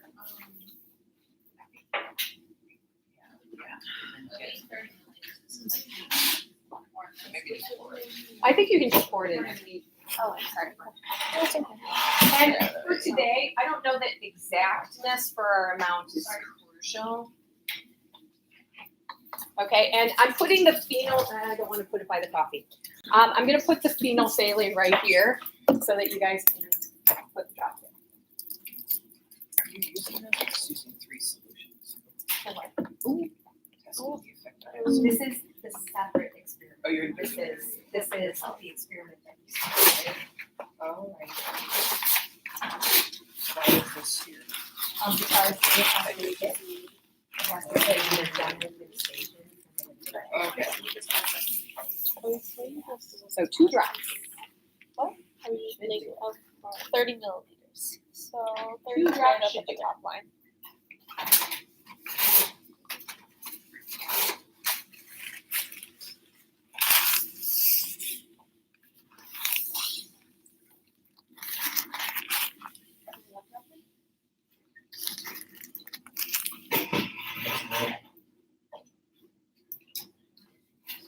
Okay, so I hope everybody is good with what we're doing right at the moment and that you feel like you know what's going on. Let me know if you don't.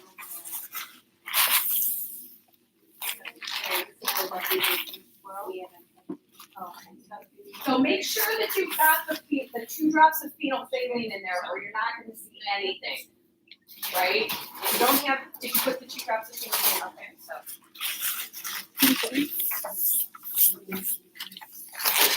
Oh yeah, I like it. Okay. So these cups were a good call.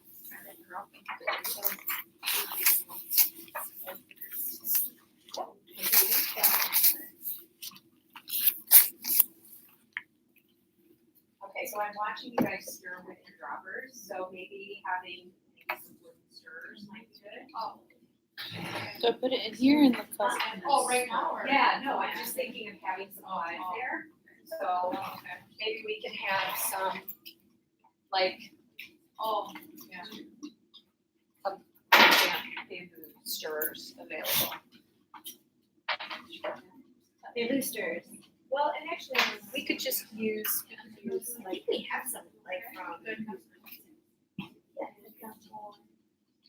have plenty of those. Yeah, I think you're like over 5,000. well, we need some for our other two buildings. So. But I'm pretty sure from last year, it stirs. Okay. Okay. So we got one, and then one we have. We want to turn this in. Was it nine? Yeah. It's very painless. Yeah. Oh, So how many did you get? we put 9. Before that, we put 8, but it was like teeny tiny things. Now, Oh, okay. you can if you want to know technically when they hit so that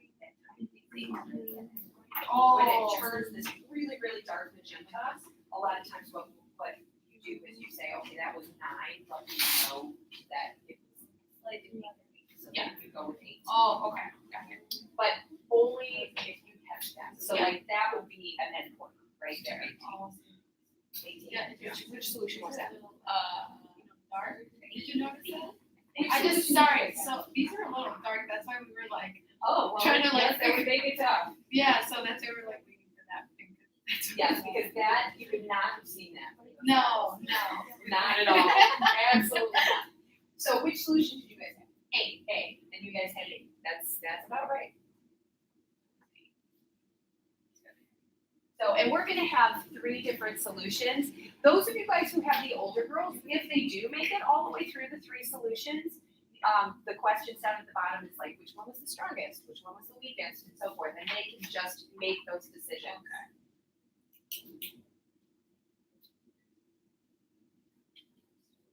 You want us to rinse these out? Yeah, go ahead and rinse them out and put How the about materials back. as well? The cabbage juice can go right down the drain, so just rinse that out, and if you guys wanna put these back, We can throw these So- plastic drops of a dropper. actually, we're gonna save those. Oh, I'm trying not to throw those away.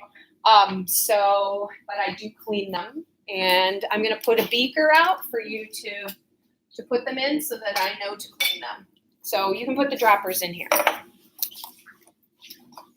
So hopefully that everybody understands how the titration works and the number of drops and those kinds of things, being able to measure that, that's all part of the escape room. So they're going to be doing certain codes depending on number of drops and things. So colors and numbers of drops. Just like you. 23 will make it bright. Do we want it to be like that? Yes. Now, if you put one more drop in there and swirl it, right? And now you can, so the very lightest case is actually red, right? So, yeah. And usually if you go beyond that, you see it gets darker than you just go, okay. One more. What solution was this one? B. Yeah, so B was the strongest. Because the A, how many drops did A take you guys? 8.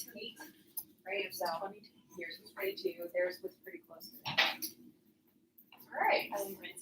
Yes, so everybody all rinsed out. Okay, let's take just a quick break, just to make sure that we have everything, and then I'm gonna pull out the materials for our last, we've got one kind of a half, so. Yeah, we're gonna pull out. It's gonna be 3. So.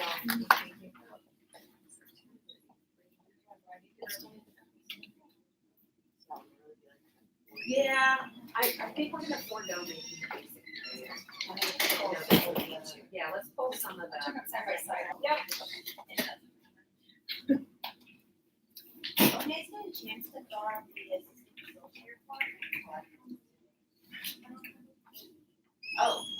I think our Bessie and the pop and Bear belt went home. Oh. No.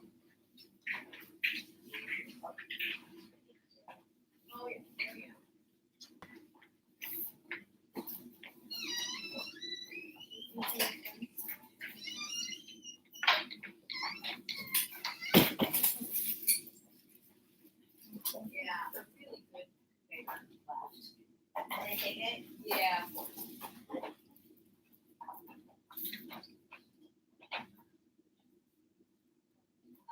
Yeah, it's, yeah. Oh, no, there's a conveyor here. It's rudimentary, but it'll give everybody back. Yeah. And I think this was a conveyor, like one of the roles for a conveyor. Oh, yeah, that one's good. All right, we'll take that one too. And I've got some sorters here.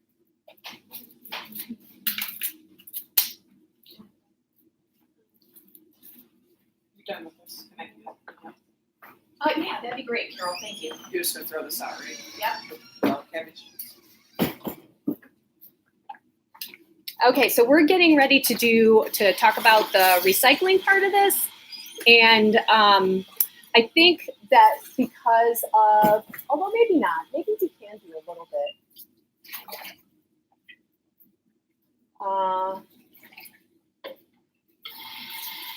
I may just talk about what the conveyor looks like, but we're going to move into the conveyor in a few minutes. If you guys have any questions that I can answer, let me know.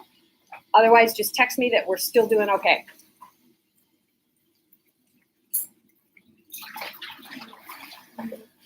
Is this just water? All right. You guys can continue wearing the goggles if you like. They're not. That one's very acidic. Can we just go? Yeah. Oh, thank you. Okay. Are you feeling comfortable? All right, good. Sorry, yeah, If you're feeling comfortable, this is not necessarily your thing. Oh, yeah. Emily, you feeling comfortable with all of this? yes. Ladies, feel like you know what's going on? Oh, okay. Okay, perfect.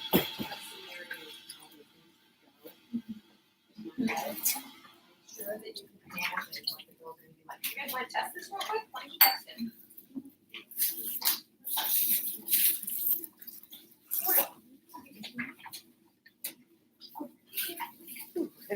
Okay. Yeah.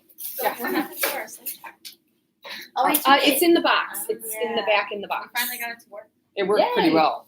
Really? Yeah, Awesome. I don't live over here. I know, I'm just, That was awesome. my brain is. What I'm I trying to totally understand. What if we like made a little cylinder of Probably. slide it down? Yeah. Yep.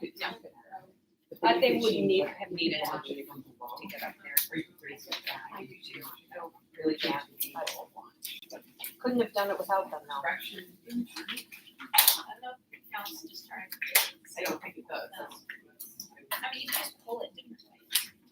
Pull it. Should I just dump this? Maybe there's a way to. Yeah, it can go now. 2 cups, 3 cups. Okay, we are stuck at the end of titration.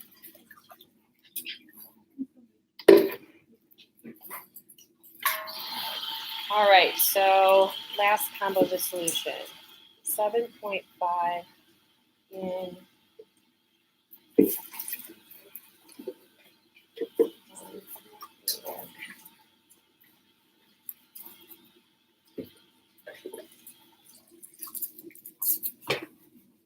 Okay, hopefully that's good. So apparently they got kind of stuck. Oh, it froze. It froze for them on their end. So hopefully you guys are back with us. Okay, so give everybody a couple minutes to get back.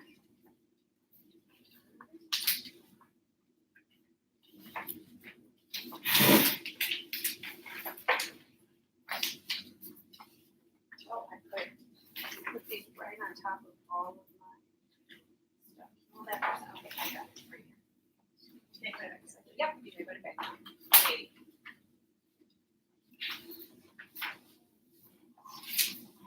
Alright.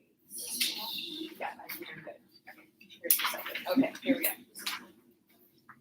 All right.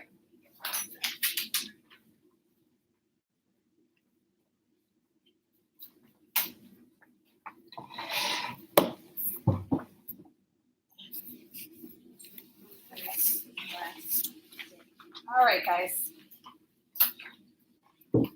Are we good? Okay, so again, I just want to, just because we kind of jumped in the middle, I just want to go through what's going to happen there again. So the first part of the day is going over the model. Then they start the exploration by setting up their little experiment, and then doing each of the 3 stations in whatever order they end up doing it in. And then at the end, they're going to go back to their experiment. They're going to weigh their whatever materials they have in their little cups and make observations and just kind of get an idea of what acids will actually do to those things. The limestone's going to bubble a little bit. I don't think it's going to lose significant mass, but we're going to have a scale to the hundredth, so they might see a little bit of a difference. The plants are definitely going to be affected by the vinegar, and the penny is going to be nice and shiny, right? It's going to be nice and shiny. So they will at least have seen some changes and know that there is an effect with the acid. Then once they get done with that, we go to lunch. And then when they come back, it's going to be the escape room. So all of these things that they were doing, those are all going to be part of the escape room along with other puzzles. And, we're just there to kind of give them hints if they get stuck, and the rest of it is just their making their way through the puzzle. Okay? Do we feel good about that? Awesome. Oh, we are going to have like a time, just like they do at the escape room places, we're going to have a leaderboard that says, this is how much time it took us to break out, and they can make a team name and all of that, and we'll just have that out. All right, so the next thing that we need to look at is the recycling. So I don't know which section that is. Do we know which section that is? That's the 6. Okay, so section 6. Section 6, you should see, oh, look, I didn't change that. It still says what is succession, and we are not doing succession. We are doing recycling. So we're going to actually be spending our time kind of exploring some things having to do with recycling. There will be in the room several different things that have that we're basically going to talk about garbage and what goes into our garbage. So the explanation here is about how you guys are going to kind of go through their understanding of what's in the garbage can. So I'm again going to ask you guys to read the 2 explanations with the person that you're sitting next to, just so that you have a good idea rather than my going through it, because I don't think I need to. So go ahead and just read it. And same thing with you, just read it together so that you understand.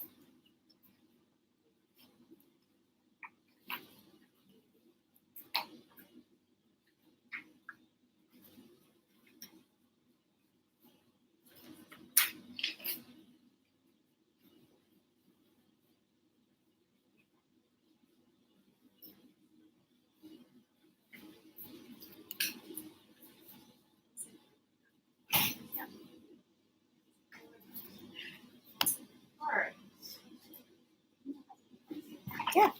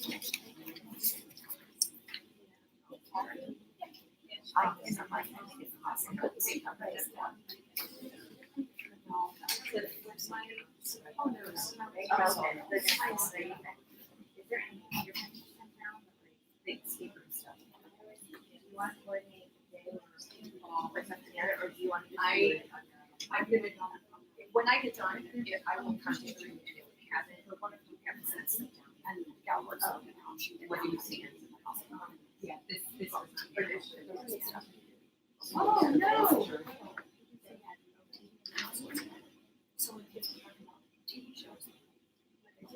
Oh, no.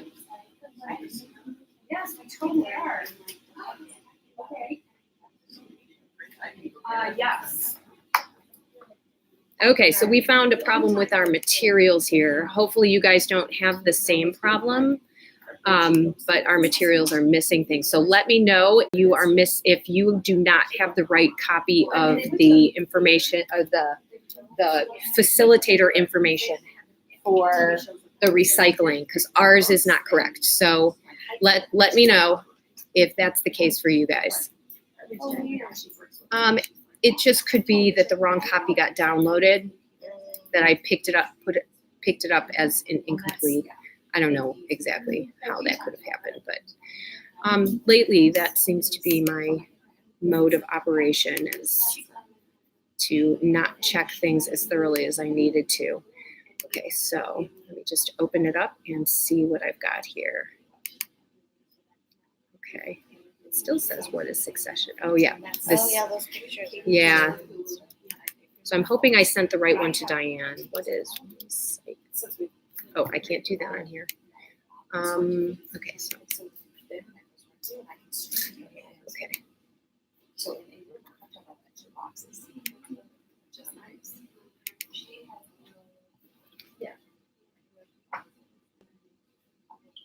Okay. Print. Darn it. Okay, Carol. Well, we definitely need to have 6. I'm gonna print 6. Oh, 12. Will it let me print 12? I'll just make copies. All right. Just print one. I'm printing 1. It's going. Smart. Okay. Yeah, So you guys have a completely different copy than we should have. So let me put this back up here. Okay. So I'm just gonna, because my copy is different than yours, I'm just going to make sure that you guys know, because it's really, Carol's copying the stuff for the oh, look what a great job I did labeling all of this. And the material is correct, the labels are wrong. But the first thing that we're going to be doing is we're going to be sorting through the garbage, and I think, yeah, you guys only have the first part of it. So what we're going to have is a large garbage can picture that's going to go up here, and they're going to have little garbage can pictures that they can put on there. And what we're going to do is they're going to generate a list of garbage. Right, so they're going to list what kinds of things do we throw in the garbage, list, and you are going to have, basically we're going to turn the garbage can into a chart. You are going to have little sections that can be put on the chart, if that makes sense. So there will be like a little stripe that you're going to put up there, and it's going to have the label, and like, so for one of them it might be like food, right? Food. So there's going to be a stripe that says food. You'll be able to pick that up, and then you can just look at the list that's here and cross out so that you eliminate all of it. And if you have something that's left, there's one little stripe for miscellaneous, and you're just going to put miscellaneous on there and go, it just doesn't belong to a category. So the idea is that they kind of go through the different things that go into the garbage can. It will also have on the stripe in small letters down at the bottom so that you can see them, but not to, and they might see them, but just really for you, which of those things are actually able to be recycled or composted, so that you have that information. You can talk about what is really garbage waste that we can't really do anything with. So they're going to fill that out. They're just going to fill out that little part of their garbage can in their notebook. So that's the first part of what they're going to be doing. And then they will have a small container of, what do you call it? They're going to be at the end sorting a set of recyclable materials. They're gonna have to run it through their recycling thing. So they're gonna wanna look at it. They'll get that little cup, they wanna look at it and go, okay, what kind of materials are they? Now, the types of materials that we're not gonna recycle like everything, but we are gonna recycle the major things. There are gonna be little pieces of paper in there. There are gonna be some things that are metallic. There are gonna be some things that are wooden. And there are gonna be some things that are plastic. You guys aren't too hot up here, are you? No, we're good. Is the air on? Okay, Yeah, making sure. Air's good, Okay, we're good. that's fine. Everybody's comfortable, right? Before the like takes off. So there are going to be these things that they need to recycle. Some of them are going to be large, some of them are going to be small, some of them will be a little heavier, but there's going to be an assortment of things that they're going to have to separate out. So that's kind of the idea behind it. Now, and I'm hoping Carol comes back in just a moment, but the recycling, now again, there's going to be a small challenge video for them. So there'll be a little video for them to play, or for you to play, to just kind of explain what the challenge is. Because again, they have limited material, and actually the materials are pretty close to the same thing that they used for the launchers. So they'll be familiar with it if they've done that before, or if it's the first time, it'll be the first time they will have seen it. So you'll have to like introduce it based on that. If they've already done some building, you can just go, there it is. You guys know what everything is. And that'll save a little bit of time for them. But the recycling challenge is going to be, again, layered. So the first layer is going to be that materials have to go on a moving conveyor belt. Okay? A moving conveyor belt, and we have one model that's kind of, because we did this, we have one model that's somewhat working. My good models went home with girls, which is really bumming me out because I had them back there and I didn't check them well. But the idea of the conveyor, and there's a little picture in here on there, is that, actually, let me go out here. They need to have, at the very simplest conveyor, they can do all kinds of fancy stuff if they want to. This got kind of fancy, which is also why it's not working quite so well, because she got really fancy and then couldn't get it to actually work. But the idea behind it, and you'll be able to see it in the picture on the second page, there are some pictures of conveyors. The simplest one to build is where you've got, and I'm going to try and do this three-dimensionally, which I'm not doing super well. So you've got basically a tube with an end piece and something going through it that they can use to turn it.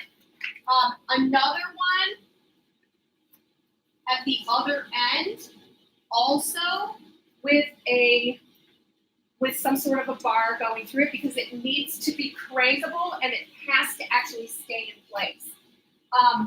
Rubber bands for traction around the tube, and then something holding this in place. Now they can do this a bunch of different ways. Like these girls, the way that they actually did this, let me bring this a little closer so that you guys can see as well. They took the two ends, they put the cups down there, and they shoved the turning bar through the cups. So they've got holes in there. So that actually turns really nicely and holds it in place. You can also build it the way that they built it in this diagram, where they've actually like got a stand kind of sitting up a little bit, and those bars go through there. But somehow or another, this little conveyor has to be anchored at this side with a moving piece and anchored at this side with a moving piece. Does that make sense? Has to be able to roll.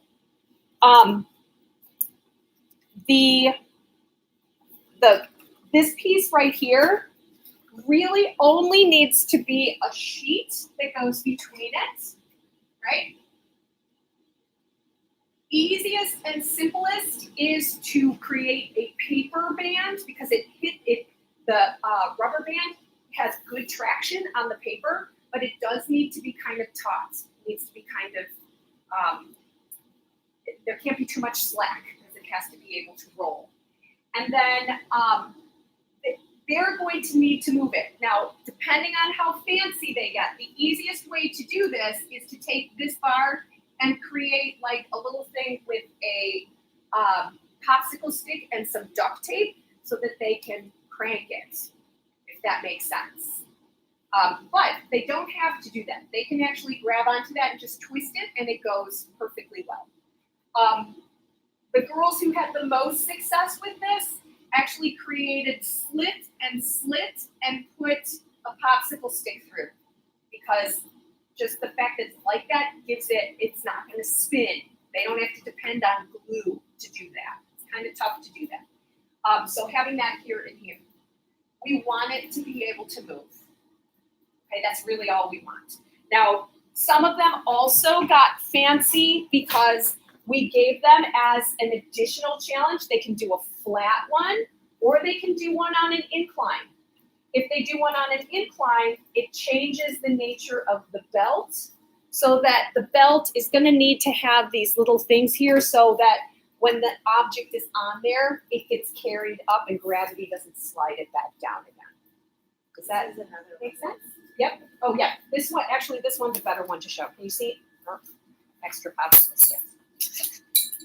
Lots of popsicle sticks. So you can see how they have this set. Now, the problem is that they didn't adequately, decide on the hole size here. So it's set up really beautifully and really tough to turn. They also didn't put anything under, well, no, that's not true. They have rubber bands on here. But the duct tape slips. Does that make sense? So there has to be enough traction, and they need to get it to work. Now, our goal is that everybody has a working conveyor. Because once they get this to work, of all of the things that they did, when you say, this was the most exciting to get working. So they can work on this the entire time if they need to. Actually, you want to hold this up so that they can take a look at it. They can work on it the entire time. In fact, when we did this in STEMGirls, we had some girls. That's all they did the whole time was to get their conveyor working. And that's why I don't have them back there. They got them working, they thought they were cool, and off they went. Now, the second part of this is the sorter. So their conveyor should move their materials to a sorter. And the sorter is going to be sorting first by size. So there are a bunch of different ways to do this. These girls actually had their conveyor going up to here, and then they would slide, because there's a slight, can you see the slight incline? You see the slight incline? It slid down there, and then if it was small, it went through the little holes that they have between the popsicle sticks and fell into the cups. One of our challenge layers is also to get the metals, and they solved this problem. We had little magnets. They put a little magnet on there, so that it would stick to it, right? So different. They're gonna go about it differently.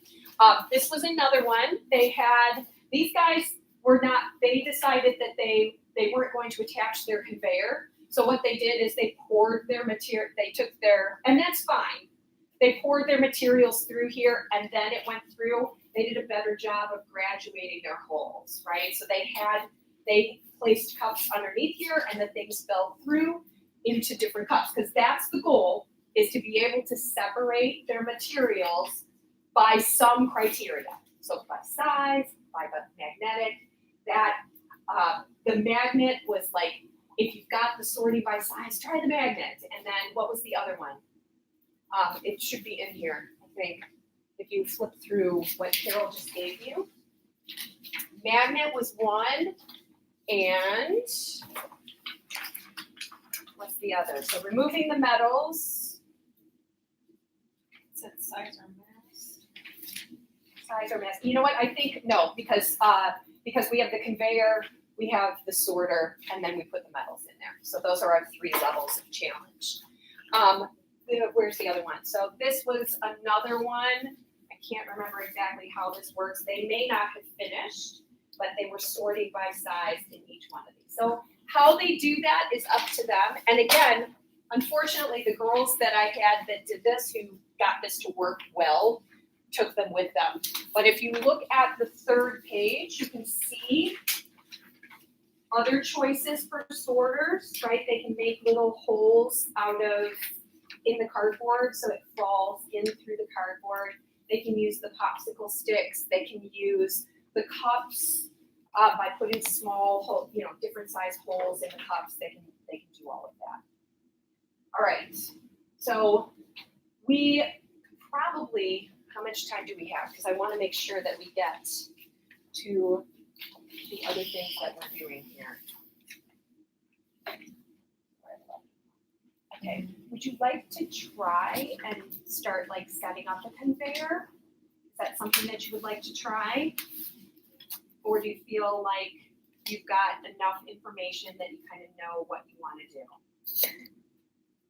I mean, you guys built the launcher and you can kind of feel how that helps. Do you think it would help to build this? Well, we'd have enough time to I'll tell you what, let's do this. I have a whole bunch of sorters and stuff. They're all in my growth, like sitting in bins in my growth chamber. Why don't you take a look at the materials that we have there? Take a look at what the girls did and kind of give yourself some ideas so that you have them in your head and can help the girls. So let's take about 5, maybe 10 minutes so that you guys can look at the models that we have, okay? And then we'll start the stream tables. So go ahead. And let's see. So, Put them back there.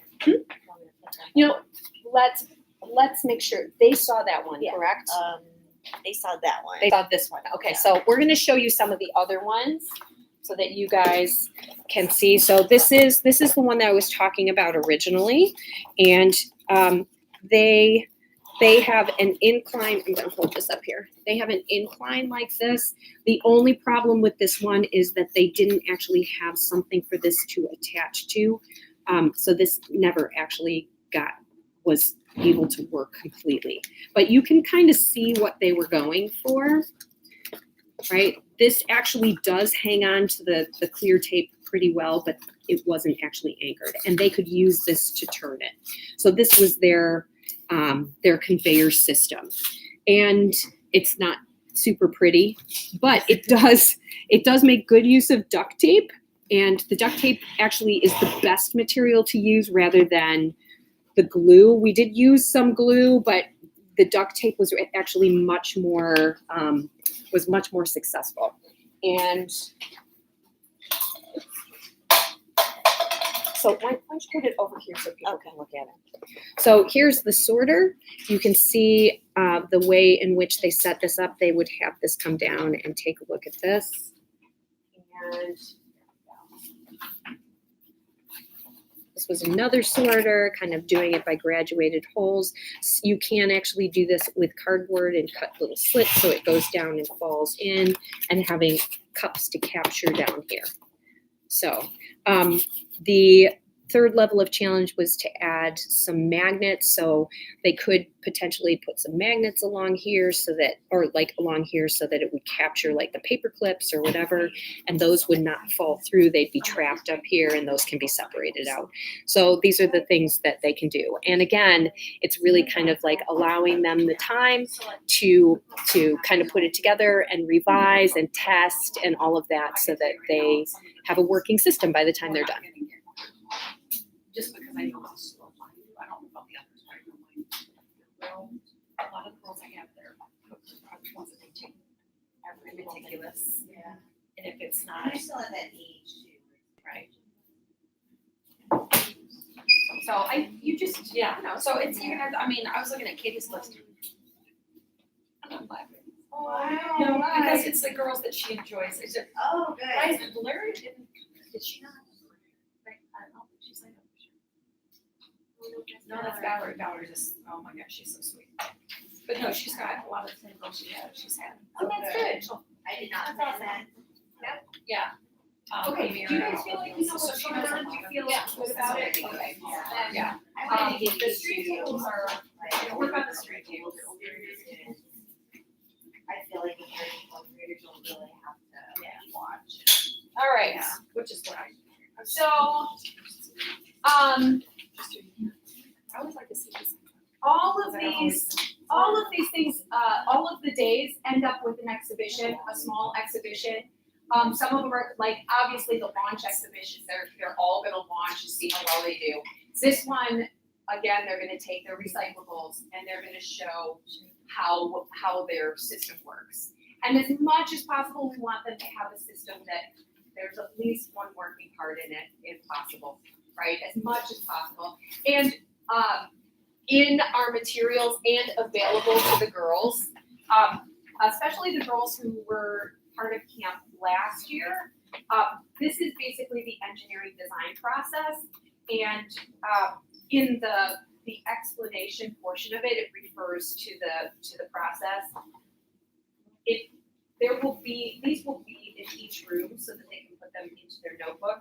But once the video is done, the video is going to say, okay, so what is our problem? You just want to make sure that they're clear on what they're supposed to do and that they start with a plan, that they don't just pick up materials and start sticking it together. They need to have some sort of plan to begin with, try and carry out the plan as best they can, test it out, see what's not working, and fix the plan. So as much as possible, we want to make sure that we do that. And especially those of you guys who were here last year, would it be helpful to have a graphic for them to use that they can put in their notebook? Would you like to have that? I'll make one available. And then if they want to use them, they can. If they don't, because they're not going to get, last year we had like a spelled out journal. They're gonna get notebooks this year. So, there are gonna be lots of blank pages for them. They can do it on their blank pages or they can take this in. So I'll make sure that there's a design process. I'll make sure there's a design process in the folder, Diane, so that if girls want to use it like they did last year, they can. Okay? So that's kind of how this goes. Now we have two other things because those are our full days, right? That's all in there. The last 2 days, one is family day, one is the field trip day. The field trip day, depending on the group that you're in, will be gone in the morning for a particular point of time, and then they're gonna come back for lunch. When they come back, then the time after lunch is for them to do additional activities. They will have been out, all of the younger girls are gonna do pond study stuff, right? So they're gonna be doing stuff in the pond, looking at mackerel invertebrates and that kind of thing. And when they come back, what we're gonna do is we're gonna do some experimenting with the stream tables. Do you guys do stream tables? Okay, so this is gonna be new for them. And it may be new for you as well. So what I want to make sure that you know is how to set it up and how it works. And I'm gonna let you guys play, I'll show you how to set it up and how it works, and then you guys can play around with it a little bit so that you understand how it works. There is an explanation for the stream table. Because basically what we're asking them to do, because we are trying to focus as much on careers as possible, we want them to understand that this is the work that the Army Corps of Engineers does. They go out, they look at the environment and the problems that we're having, particularly around here, around the Chicagoland area, it's erosion. Erosion is a huge problem, and they do all kinds of things to stop the erosion. So we're gonna act like the Army Corps of Engineers, and they're going to experiment first with how the sand, in this case, moves.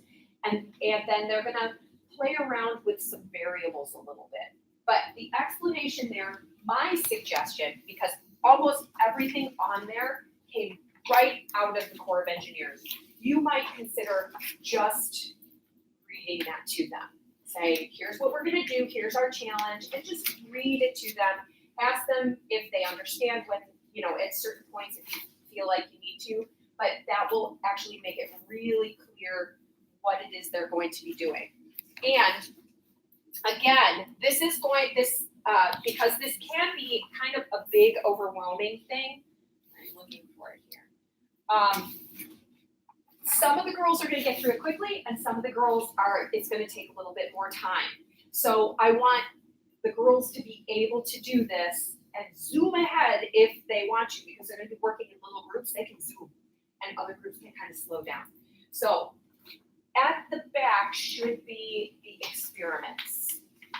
Now, this is doubled up here, so it's not as big, but this is the initial observations. We're gonna do that today so that you guys can kind of play around with that. And this is really just looking at what happens when you pour the water in, okay? Now, over here are some controlled experiments. So the first one is what happens if we change the amount of water? It's very well spelled out, so what they need to do. And there's a data chart down here. This side over here is for the older groups. There is math that they can do. Okay, so they should be able to do this. And again, it tells them what they need to do, right? It tells them a little bit about what they need to do. Their job would be to go through and do a little bit of math. Now, you can say, we only want to do this much math. This will be in 2 pieces, so that you can pick up this piece and just give them that, or you can then say, okay, we're going to do a little bit of math. Maybe you do math with one of the experiments and only say you can just do it with one.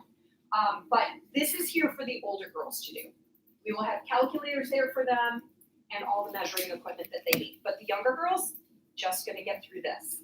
There are several different things they can do, several different variables, and they're going to have to play, there are lots of them they can do. Lots of them, but you do not have to do them all. In fact, there's no way you can do them all. Just have them get through what they can, okay? And even with the older girls, if you decide, I'd rather if they do all of the variables and not worry about the math, that's perfectly fine. That is your call, but it's here for you if you want it. All right, and hopefully that makes sense to you guys as well. Okay, so I'm gonna bring you to one of the stream tables, and actually, Monique, can you put the stream, are we good? Okay. Oh, what is the garbage mixture you use?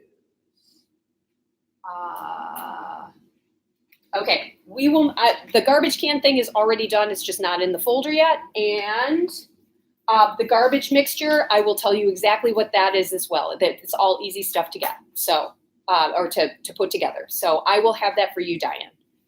All right, so we're gonna go to one of the stream tables over here. So if you guys will come over, I'm gonna show you how to set it up. It's really not very complicated.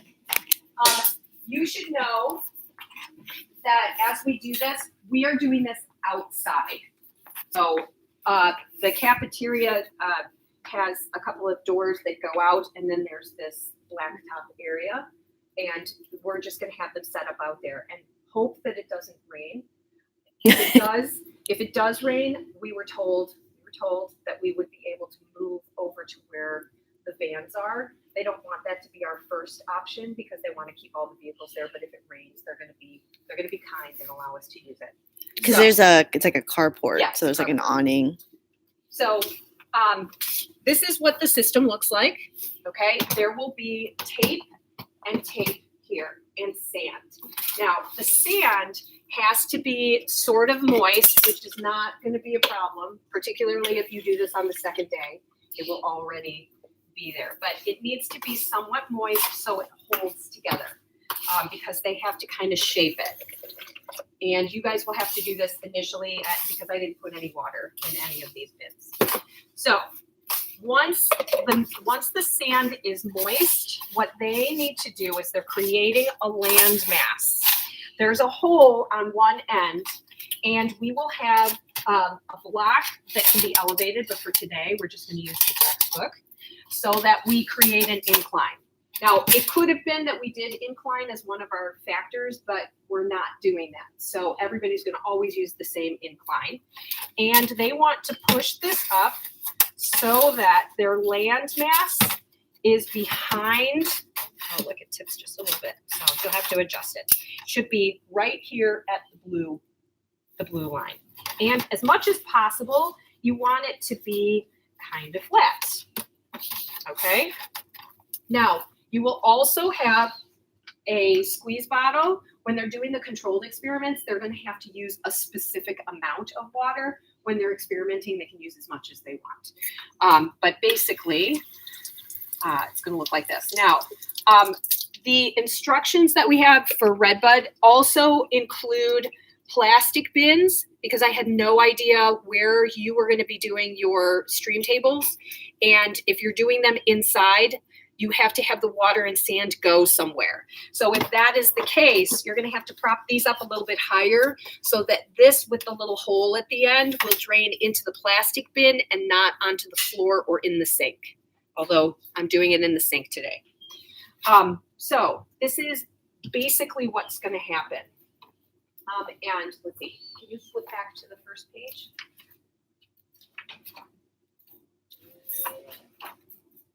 I just want to make sure that I'm not skipping something. Okay, so measure placement. Okay, yeah. So they're just going to be observing. There are several questions on there. You guys might want to look at them when you start experimenting. But basically what they're going to do is they are going to use this mark as their guide. They're going to flip. So for the experimentation, we're not putting a stream in there. Okay, we want them to see how the stream would naturally form. So they're going to simply put this here, and then they're going to squeeze. Okay, and yeah, I think depending on how much water we have. Does the hole need to be bigger? Well, I think the hole does need to be bigger. I purchased these yesterday. Yeah. Scissors? Do we have scissors? Oh, I don't know if those will work. Ooh. Okay, that's much better. Oh yeah, much better. So they're simply going to you're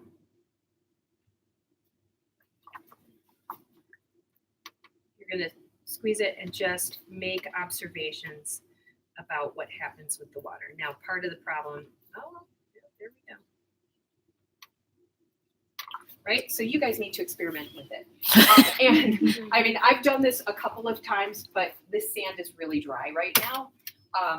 But you guys are going to have to kind of play around with it. We're trying to like observe what happens with the stream. It's possible that because we didn't measure this out, that we may have put a little bit more sand in there than we needed to put in there. It might be better. Yeah, I think right now the sand is not moist enough, but you guys play around with it, okay? So there are 4 bins. Set it up, fill up. You'll need to cut the tip off and play around with it a little bit. Get to know how it works. Same thing with you guys. I'm wondering if maybe we should go here. I mean, I've got plenty of bottles, so. Yeah. Okay.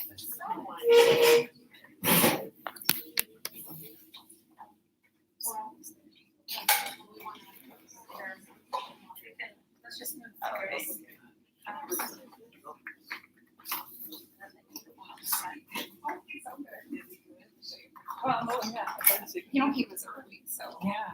Okay. He's here. So we're gonna cut the tip Yeah, he was small. a lot. Okay, so as you guys are doing it, we're gonna cut the tip off a lot. And so this is enjoy. I started feeling bad that weekend. We don't want to sweat too hard. It was the polar vortex day. Yeah. Yeah, it was nuts. That's like a good premise because everybody's gonna remember the polar vortex. Okay, so I need to cut your squeeze bottle. I used to do this. Did you? When I taught science, but I've been 6 years. It's one of I've been the- STEM for 5 years now, so I tend to forget. But yeah, It's one of the middle school. yeah, it's actually harder. Yeah, I mean, but it's not as. It's just more of just a snippet of just so you can report. Sure. Yeah, I have sometimes some of the basic science. Like, I was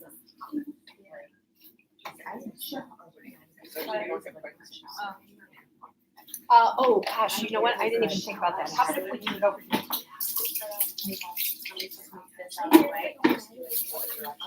You don't want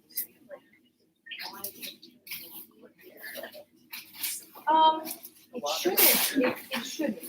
Yeah, it should stay in there. I did this before and it travels down to the end, but it's yeah. So it should be okay. If you see it starting to go down the drain, stop. All right, guys, if you see the water starting to go down the drain or the sand going down the drain, let me know. Okay, it should just be the water and nothing. Oh, look at that. Woohoo, look at that. Okay, pile it back up again. And, you can leave the water there. It's gonna be, we're not measuring the water.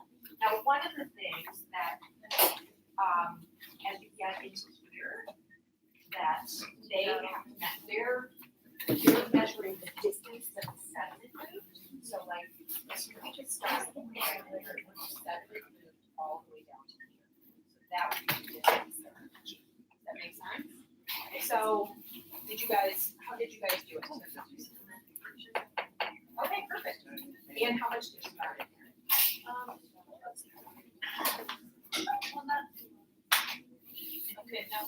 Okay, so I'm gonna give you a graduated folder and so that's the bottle and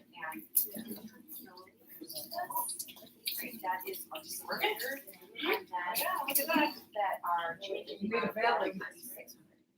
You should check for me. This is our bottle size. So it's kind of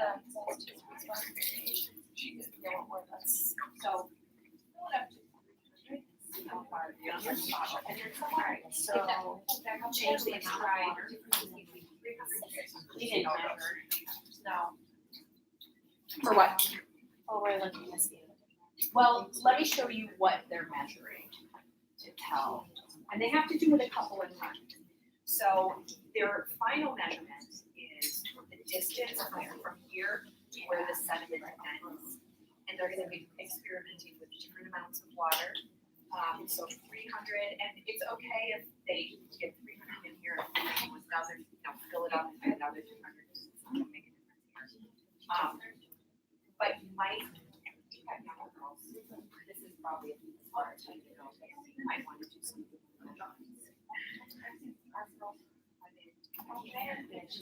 And you have, I have more. Oh, I do. I have some that are. Okay, well, I'll tell you what, one of the measurements that I looked at and that was, and not on all of them, but one of the things that after the first they try. need to play around with is the shape of the stream. That you might actually maybe measure the sinuosity, like how far it goes. Because in one of them, they'll actually be shape and how that changes the but I'm not sure. Cool. Okay. I like the sand better. We were gonna use these little walnut flakes because they dry faster. Yeah, but they don't go together. I'm a little nice to have that. And so the kids wanted to something is nice for your feet. Like say at the other times.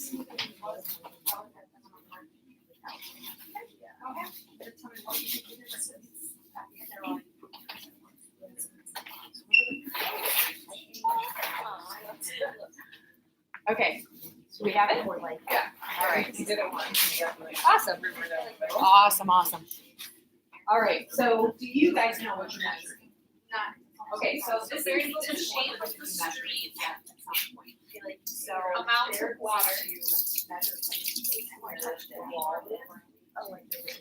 The distance where the sediment moves. We need to put things in the way, right? I think that's one of the last ones. So as you Like do put in it, sediment in it. solid, you can have them, depending on the experiment, you can have them, what's the difference in elevation, what's the materials along the street, whatever it is that you feel is reasonable. So like the curvy distance now, in some of these, like your curvy distance, you don't have a river. So there was no river to measure. But when you get to these, you're gonna make a stream bed. So like we're actually going to make a small stream bed. Okay. So that when they put it in there, the water actually has a direction to go. And they'll do that, and then they'll compare it to and see what differences. Okay. And then they're still measuring the distance here, but they're just changing kind of the way the house, the tree. Okay, they're changing the path. So if you look at this, I think you can kind of see. Yeah.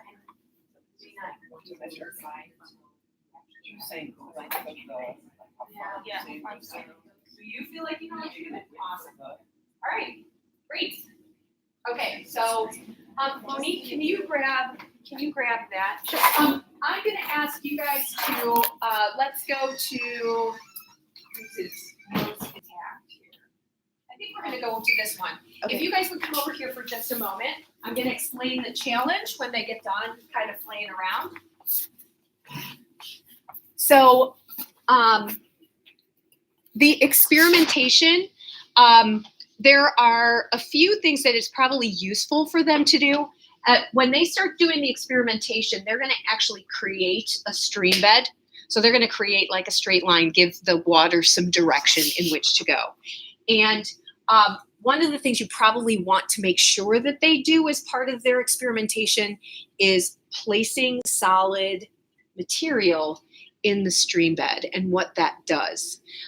So like they can put rocks along the side in a couple of places, and how does that change what's going on there? The challenge is going to be, they're going to get a picture of the landform that we're trying to work on. So they're going to have a picture of the stream. They're going to have to create that stream as best they can in there. And what they're going to do is try and prevent any erosion from happening, because there are houses that exist along there. And when the erosion happens, the houses are damaged. So they're going to have to use pebbles, or there will be a bunch of materials that are available for them. They're going to be pine needles and pebbles and some slightly larger rocks. And, and when I say slightly larger, I mean, this is not very big. So something that's reasonably sized. I'm trying to remember what else I have in there. But Some Monopoly houses. I have Monopoly houses, actually, I do. So, and if you guys have Monopoly houses that you can use, that makes it kind of fun. They can put the houses in place. But what they're going to have to do is try and prevent any sediment from going down there. And, they can do it any way that they like, put as much material in there as they'd like, but they have to protect the shoreline. Does that make sense? And they have, how much? Well, it depends on the field trip. Some of them will have 2 hours. Some of them will have an hour and a half. So you'll have to gauge what you think is appropriate. Remember that the goal at the end is that they protect the shoreline. So you want to make sure that you're choosing the ones that are going to help them solve the challenge. If that makes sense. Okay, do we feel good about that? Okay, hopefully you guys feel good about that. And all this stuff, some of this stuff, Diane, is not in the folder yet, and I apologize for that, but it's going in the folder over the next week.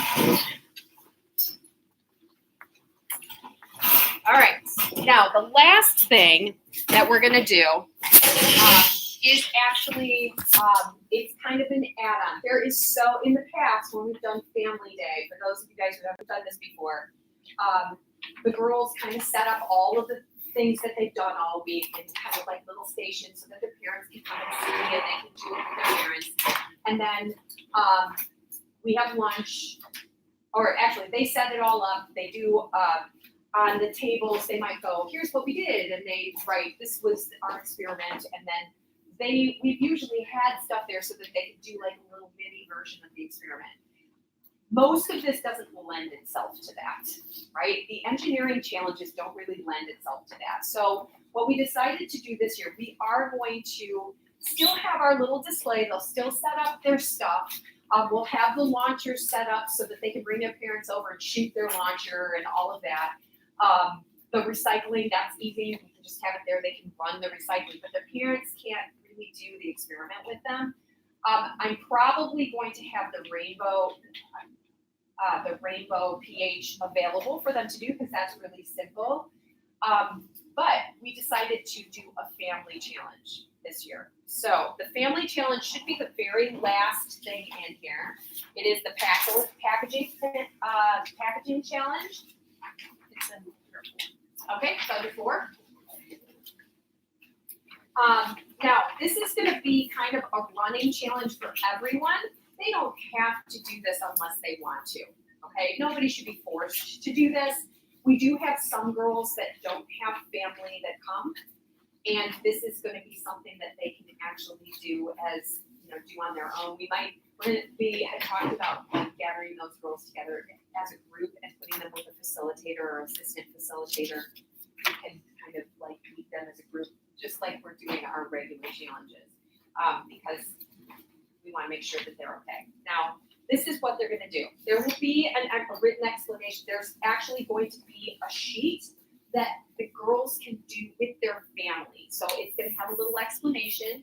You can, if it's your room, if you want to lead them through, that's fine. But they're going to be filtering in and out. So this basically just talks about what they're going to be doing. They're doing a packaging challenge. So the challenge is that they have to create a package that's made entirely out of paper.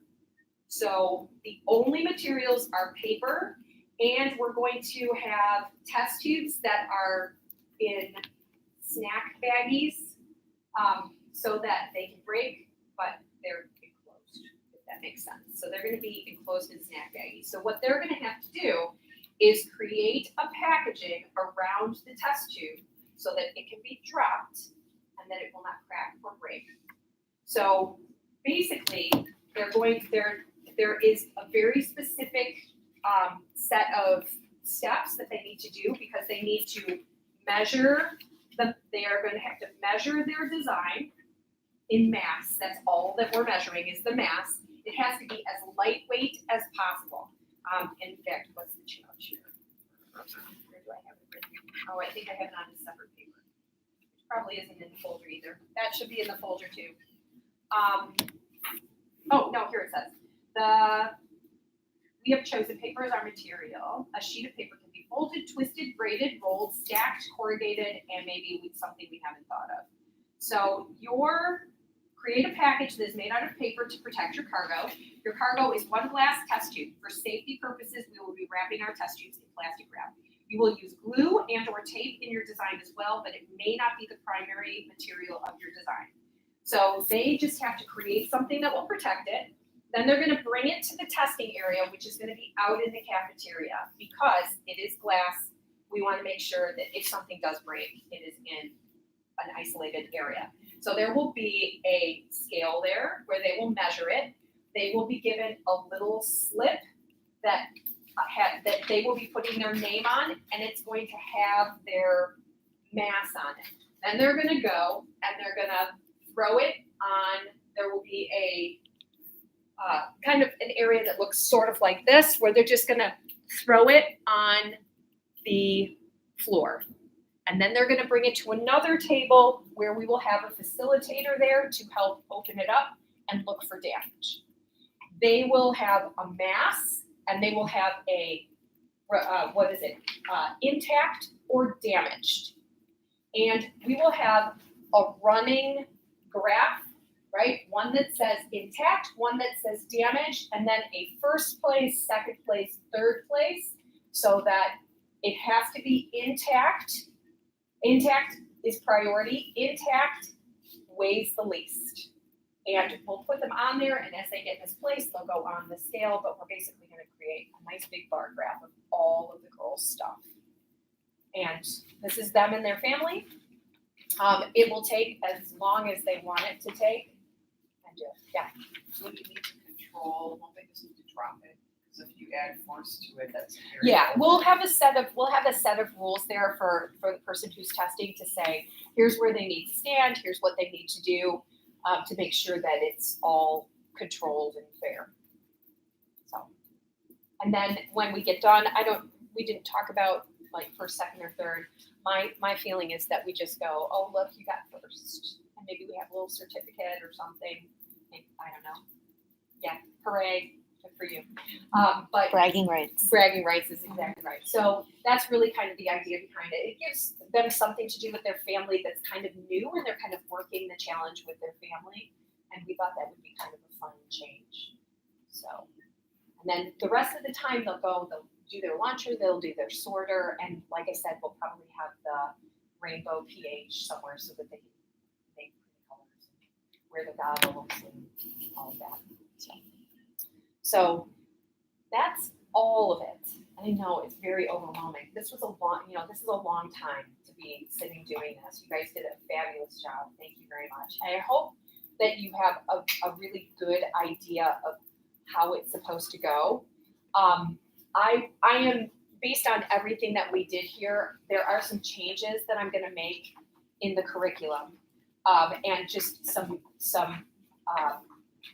things that you might be able to switch out. So anything that I change, when you guys come on that first day, I will have a revised version so that you know. We're going to be working on the schedule to make sure that we know what groups are going to be going on what days. So what we can do is we can email you. email Yeah, all we'll that stuff email to all you. the information, any changes, but then we'll also provide the hard copy on the first day. So you don't need to worry about printing anything off. Yeah, but you can print it out if you want to, because Yeah. I know that you guys, all of the adults have been making notes that you're going to use. So I will make sure that is, that's correct. You don't need to worry about any of the student copies. Those will be waiting there for you. They'll be ready for you. The materials, unlike in the past where we kind of had to shuffle it off everywhere, that will not be. They're going to be separate rooms. Each room is going to be that room, and the materials will be in there. It will be all set up. So you just have to move your kids in the room. Yeah, so that'll be the big difference is there's no like homeroom or Right, anything.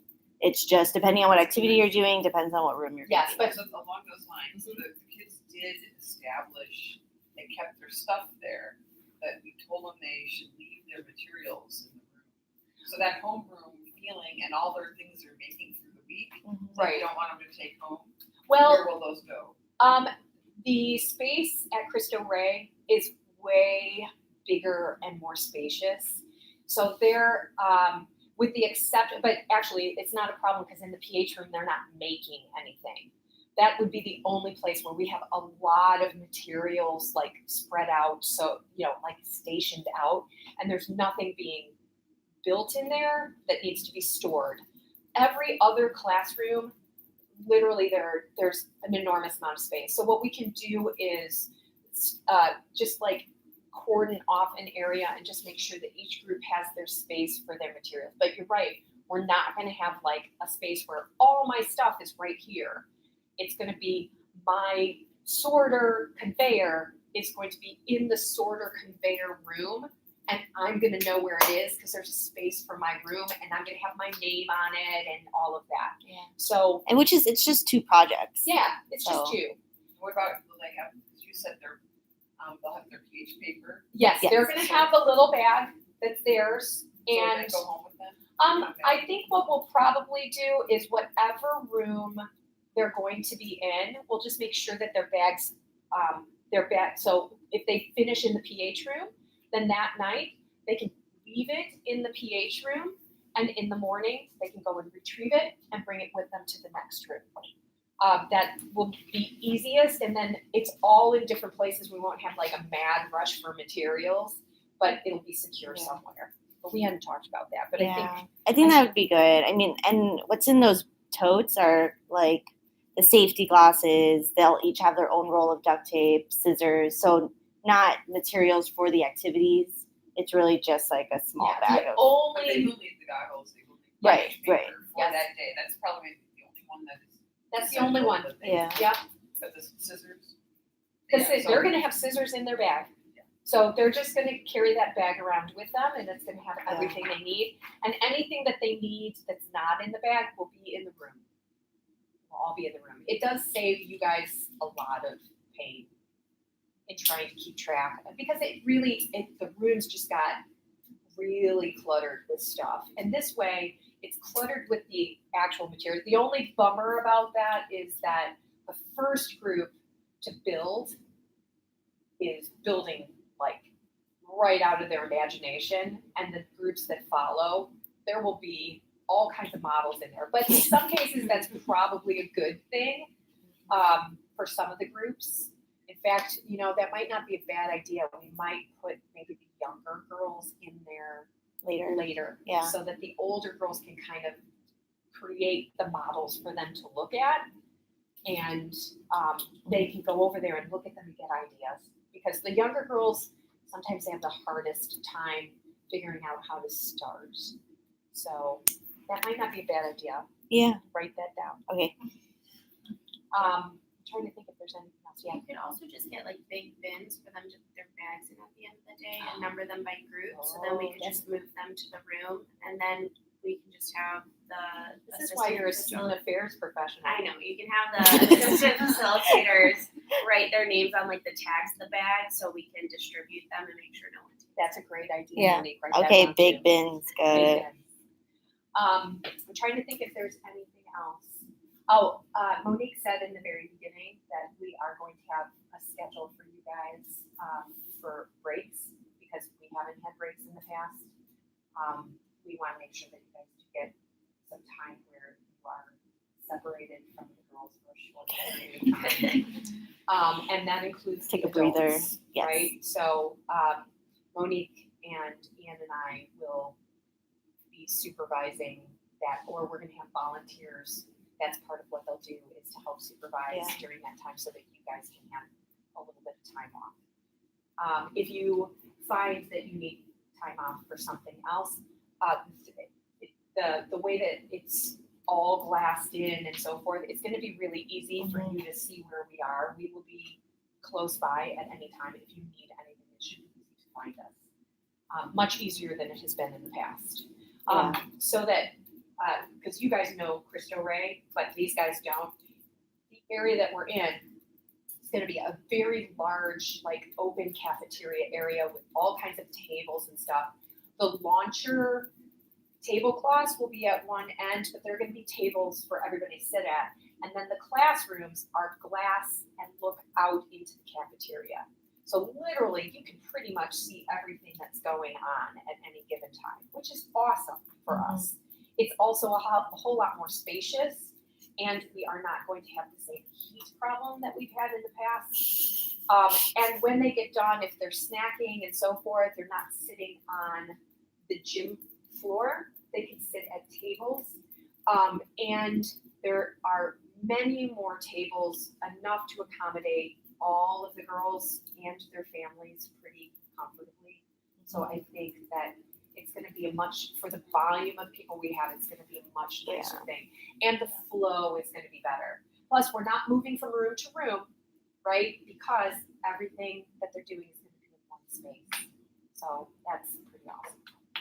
So we're really lucky that we have access to the space. But I think that you'll find that it's going to be much more conducive to what we're doing. All right, any other questions? Okay, we are just an email away. So if you need to get a hold of, if you have any questions or suggestions, if something comes up, especially you guys if you look through the materials and you go, oh, I would really like to have this, please let us know. Because if it's something that we can make available, we'll do that. Because I have some resources that we can use, and these guys, we have extra materials from other times, so feel free to ask. And, I have something for the field trips. So the younger group 1, they're going to be going to the Lake County Forest Preserve, and they're doing an activity, like a planned activity there called like Web of Life. I'm not exactly sure what it is. And then groups 2 and 3 will be doing a pond study. So similar, I don't think you were there that year. similar to what we did at the Chicago Botanic Garden, where they kind of have like a bucket and then they kind of check out all the organisms and I stuff think it'll that's be in the fun. pond. I Yeah. really enjoy it. And they were younger back then when we did it, so it would be something definitely new Now, that they the would be getting older into. girls, the two older groups are going back to Medline, but they're not doing the same stuff. They're going to be doing packaging. They are. They had they know They our know what they're theme gonna be doing. and they're working around that. So So- yeah, It should be good. and we're working. There's like a 2-hour window that we have, so it won't be like a long day like I think it was last year. It was great. Yeah, Yeah. Well, I expect that it'll be yeah. great this year as well. It just And it's then easier for them to do good Yeah. quality stuff. They have And then, less time to yeah, throw and I away. think the size of our group will also overwhelmed the volunteers there. So the fact that we can break it up is It's really helpful. yeah, it's really good.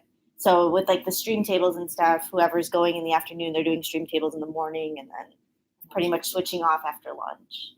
So it should be good. Mhm. I'm hoping that it all goes the way I have it envisioned in my A head. little chaotic, but good. It is. I'm gonna make the changes in the curriculum. And they don't seem to be big changes, which is good, but there's some changes that need to be made to make sure that it's clear, based on the questions that you guys had. And what I will probably do is Monique will send you guys an email and with my email in it. If you guys will respond back with a Google Mail, I will share the curriculum folder with you so that you can take a look at all the materials. And that way, as soon as I drop it in there, you have access to it. You can print it out if you'd like to, or we're going to just make sure that you have hard copies of it when you get there on Monday. Okay? All right. Hope that this made sense to all of you guys as well. And Diane, you and I need to talk.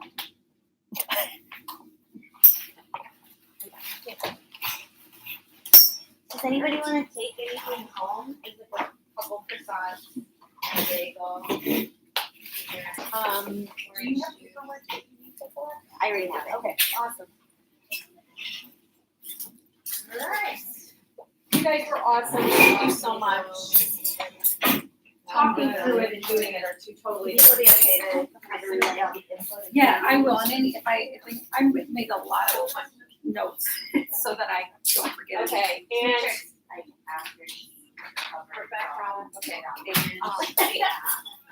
okay, so Rebecca, I got the papers. Got both of these. I got 'em. And Carol, you got them, and Darlene, you've got both of these papers too, correct? Yeah. I think I need back from you. I need you to do the evaluation. I need to send that in. You can bring it with you. Yeah, I just Okay. need to send. So Just because I don't feel like looking up my number. that's perfectly fine. I totally understand. I would need to look at my number. This one? Yeah, you know what? All right. Do you have your number on? Oh, I don't know what number yet. Okay. All right. Yes, I will take this. And so, And sorry, where do we find? well, let me see. Yeah, you have to log in. Oh, Okay, okay. find it on there. Okay, I haven't done that in a while. Oh my So- goodness. What do I have to do? So you need to,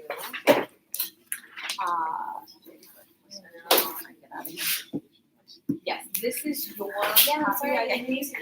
I said, well, while I'm sitting here, my team has texted me and somebody said, don't rush. Yes, it We have needs to be cover filled it out, but now. hang on So, one second. okay, when you get there. Darlene, before you leave, let me just check and see. For the signature All right, was- so we're signing off. Thank you.